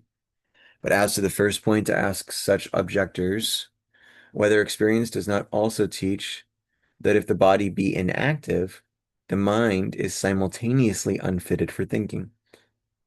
For when the body is at rest, in sleep, the mind simultaneously is in a state of torpor also, or inactivity, and has no power of thinking, such as it possesses when the body is awake. Again, I think everyone's experience will confirm the statement that the mind is not at all times equally fit for thinking on a given subject, but according as the body is more or less fitted for being stimulated by the image of this or that object, so also is the mind more or less fitted for contemplating the said object. But it will be urged, it is impossible that solely from the laws of nature considered as extended substance, we should be able to deduce the causes of buildings, pictures, and things of that kind, which are produced only by human art. Nor would the human body, unless it were determined and led by the mind, be capable of building a single temple. So these things, the the argument that Spinoza is critiquing is that the visions required to produce things that are not yet made require a mind that designs and plans things that the body carries out, supposedly. However, I have just pointed out that the objectors cannot fix the limits of the body's power, or say what can be concluded from a consideration of its sole nature, whereas they have experience of many things being accomplished solely by the laws of nature, or God, which they would never have believed possible except under the direction of mind. Such are the actions performed by somnambulists while asleep and wondered at by their performers when awake. Again, somnambulists is an old word for sleepwalkers. I would further call attention by the mechanism of the human body, which far surpasses in complexity all that has been put together by human art. Not to repeat what I have already shown, namely that from nature, under whatever attribute she be considered, infinite results follow. As for the second objection, I submit that the world would be much happier if men were as fully able to keep silence as they are to speak. Experience abundantly shows, again, he's using experience like over and over again in this I don't know if it's a proof or what it was exactly. It might be a note. What is this? This is a this is a note. So this is a moment in his geometric method where he spends a few pages just explaining different perspectives and his thinking on things, handling critiques, perceived criticisms. Um, and I find these moments or like the preface to um the parts in general, like each part kind of starts with a few paragraphs or whatever. I find those moments to be the access points where you can see Spinoza as a human, where he saw his own method as human, and where the human generator of intuition and understanding and intellect was very much alive, very much something you want to pass on and teach. Um, Experience abundantly shows that men can govern anything more easily than their tongues and restrain anything more easily than their appetites. Whence it comes about that many believe that we are only free in respect to objects which we moderately desire, because our desire for such can easily be controlled by the thought of something else frequently remembered. So there's a sort of balancing of desire. If we expect some front-ended desire to have a consequence later, but that we are by no means free in respect to what we seek with violent emotion, for our desire cannot then be allayed or held back with the remembrance of anything else. However, unless such persons had proved by experience that we do many things which we afterward repent of, and again that we often, when assailed by contrary emotions, see the better and follow the worse, there would be nothing to prevent their believing that we are free in all things. Thus, an infant believes that of its own free will it desires milk. An angry child believes that it freely desires vengeance. A timid child believes that it freely desires to run away.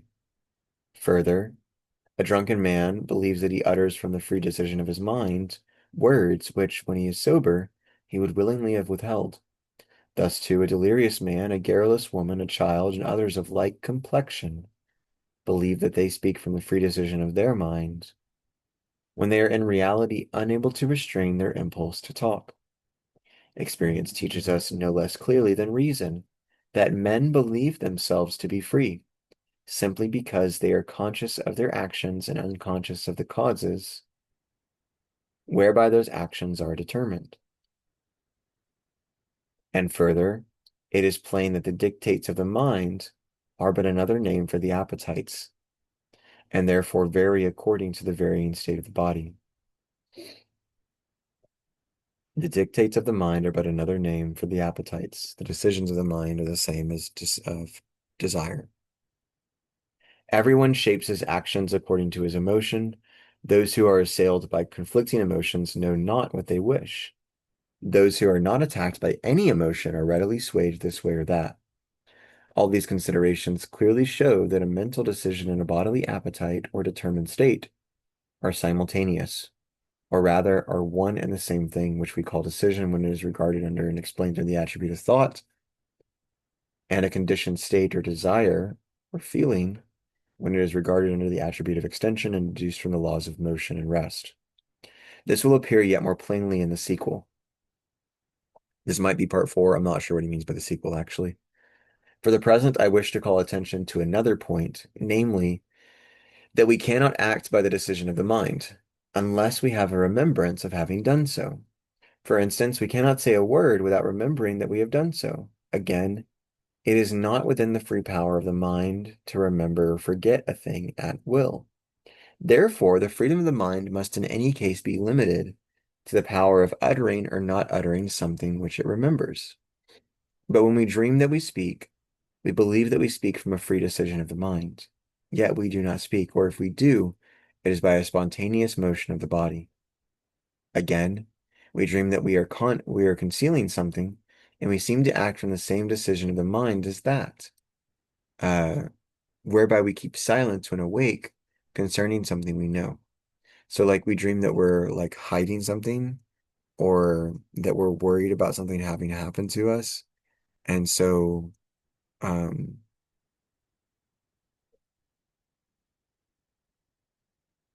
we think that we're doing it freely, but we're dreaming, so we're not in control of anything, and none of it's real.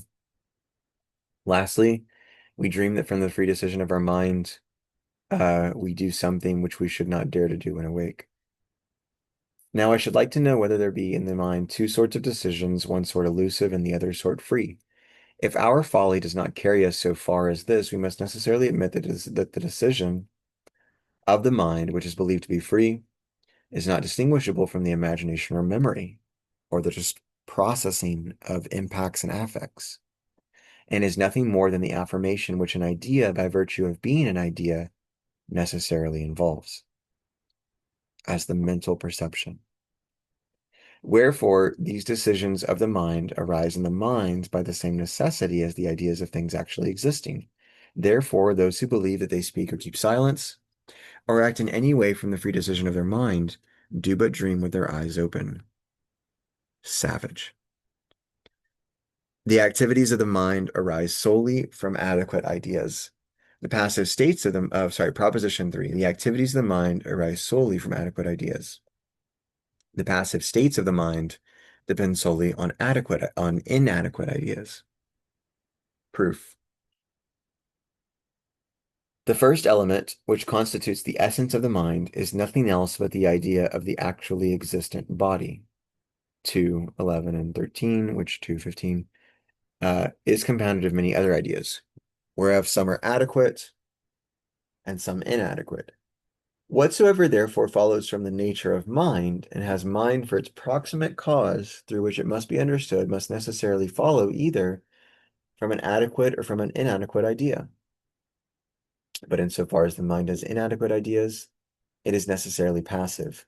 Wherefore the activities of the mind follow solely from adequate ideas, and accordingly the mind is only passive insofar as it has inadequate ideas.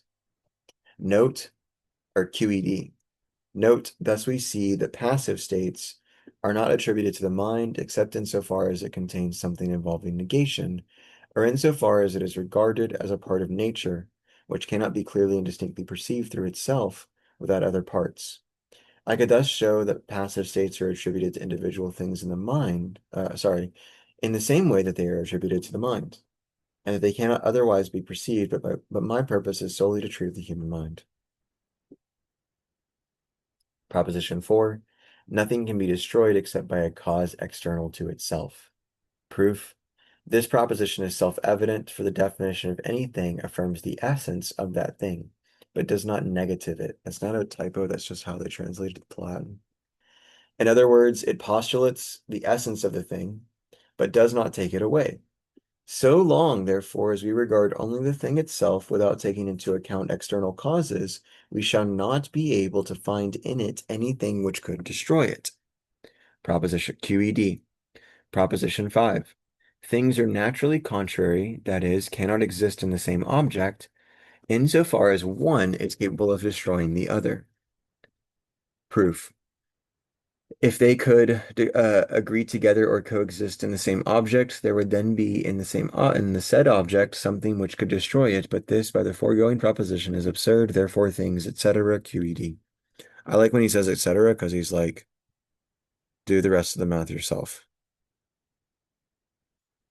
Proposition 6. Everything insofar as it is in itself endeavors to persist in its own being. Proof.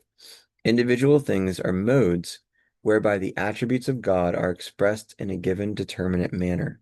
That is, they are things which express in a given determinate manner the power of God, whereby God is and acts.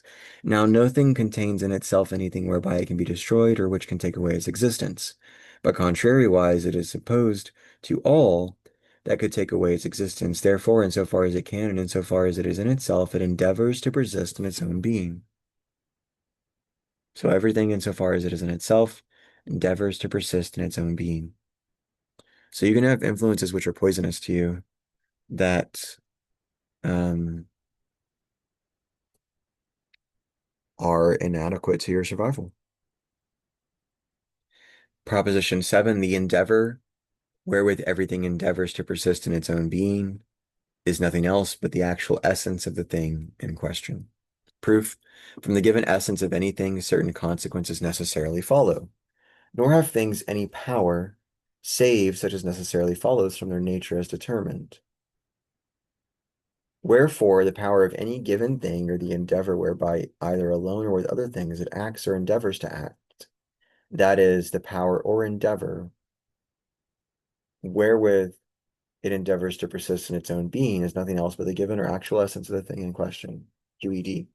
So I liked the idea of the endeavor as another word for assemblage or affective bundling or aspectual entanglement, how we are identified or right there immediate with all of our perceptions in the world and our affects. Proposition 8, the endeavor whereby a thing endeavors to persist in its being involves no finite time but an indefinite time. Proof, if it involved a limited time which should determine the duration of the thing, it would then follow solely from that power whereby the thing exists. The thing could not exist beyond the limits of that time, but that it must be destroyed. But this is absurd. Wherefore the endeavor wherewith the thing exists involves no definite time, but contrariwise, since it will by the same power whereby it already exists, always continue to exist unless it be destroyed by some external cause, this endeavor involves an indefinite time. There is no death, just reincarnation into another endeavor or another experience. Proposition 9, the mind, both insofar as it has clear and distinct ideas and also insofar as it has confused ideas, clear and distinct ideas being adequate causes, adequate perceptions of adequate causes, for also being adequate perceptions of adequate causes, endeavors to persist in its own being for an indefinite period, and of this endeavor, it is conscious. It's probably like where consciousness begins. The essence of the mind is constituted by adequate and inadequate ideas. Therefore, both insofar as it possesses the former and insofar as it possesses the latter, it endeavors to persist in its own being, and that for an indefinite time. Now, as the mind is necessarily conscious of itself through the ideas of the modifications of the body, the mind is therefore conscious of its own endeavor. Note, this endeavor, when referred solely to the mind, is called will. When referred to the body and body in conjunction, when referred to the mind and body in conjunction, is called appetite. It is, in fact, nothing else but man's essence, from the nature of which necessarily follow all those results which tend to its preservation, and which man has thus been determined to perform.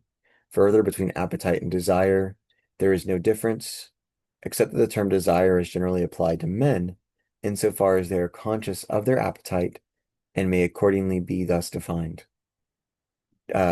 Desire is appetite with consciousness thereof. It is thus plain and from what has been said that in no case do we strive for, wish for, long for, or desire anything because we deem it to be good, but on the other hand, we deem a thing to be good because we strive for it, wish for it, long for it, or desire it, which is what gives us the energy to keep doing so and pursuing life. So life is a pursuit. This endeavor is the conatus or the impulse to survival. It's also why I think that life or death situations can have conflicts where the parties involved have to remember that they share life. Um, and you don't want to corner anyone else or yourself into situations where you feel the need to take a life to defend your life because I don't know, I'm not taking any stance as a Texan. I'm not taking any stance on self-defense. What I am saying is that I think that murder or death happens at instances where there's a struggle of self-preservation and the options have been limited on both sides to where there are no alternatives. And so you need to find the way to resolve those alternatives before and present new alternatives for reconceiving each self as co-constituted by each other before we run out of options and get to that place of violence. Because there is that impulse to self-preservation, right? Um,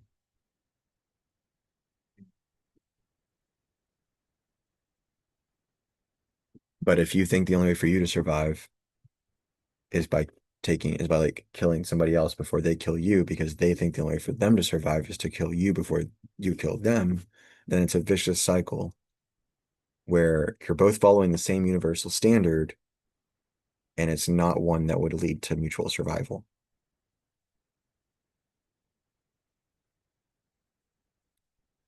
Proposition 10, we're almost done. We're about to wrap. Proposition 10, an idea which excludes the existence of our body cannot be postulated in our mind, but is contrary thereto. So you can't think of a soul or a mind without a world, without a body. Heaven is something we have to make for Spinoza. It's a governance. It's a just governance that we have to administrate. Proof for this, whatsoever can destroy our body cannot be postulated therein. Therefore, neither can the idea of such a thing occur in God insofar as he has the idea of our body. That is, the idea of that thing cannot be postulated as in our mind. But contrariwise, since the first element that constitutes the essence of the mind is the idea of the human body is actually existing. I thought that was fascinating. The first element that constitutes the essence of the mind is the idea of the human body is actually existing. The start of phenomenology, the cogito is an embodied uh, person. It follows that the first and chief endeavor of our mind is the endeavor to affirm the existence of our body. Thus, an idea which negatives the existence of our body is contrary to our mind, etc. QED. Proposition 11, whatsoever increases or diminishes helps or hinders the power of activity in our body. The idea thereof increases or diminishes, helps or hinders the power of thought in our mind. So that's it, guys. We really here have a very historical, interpretive, hermeneutic, embodied, enactivistic, polyvalent, polymodal, divine, eidetic, intuitive, intellectual Spinoza with a shared being as our metaphysical ground, co-constituting each other, um, surges of influences constituting who I am today, why I am the way I am, and how I see things, and you as well. Um, impulses to life, um, openings onto phenomenology and pragmatism in James, Dewey, Sartre, Casey, Craig, my professors, Casey and Craig, um, former professors, current friends and colleagues. Um, that's it. Animals are resting. No animal attacks. Thanks for being here. Thanks for hanging in. This was a long one. Um, I did not expect it to be this long. Appreciate y'all. Take care.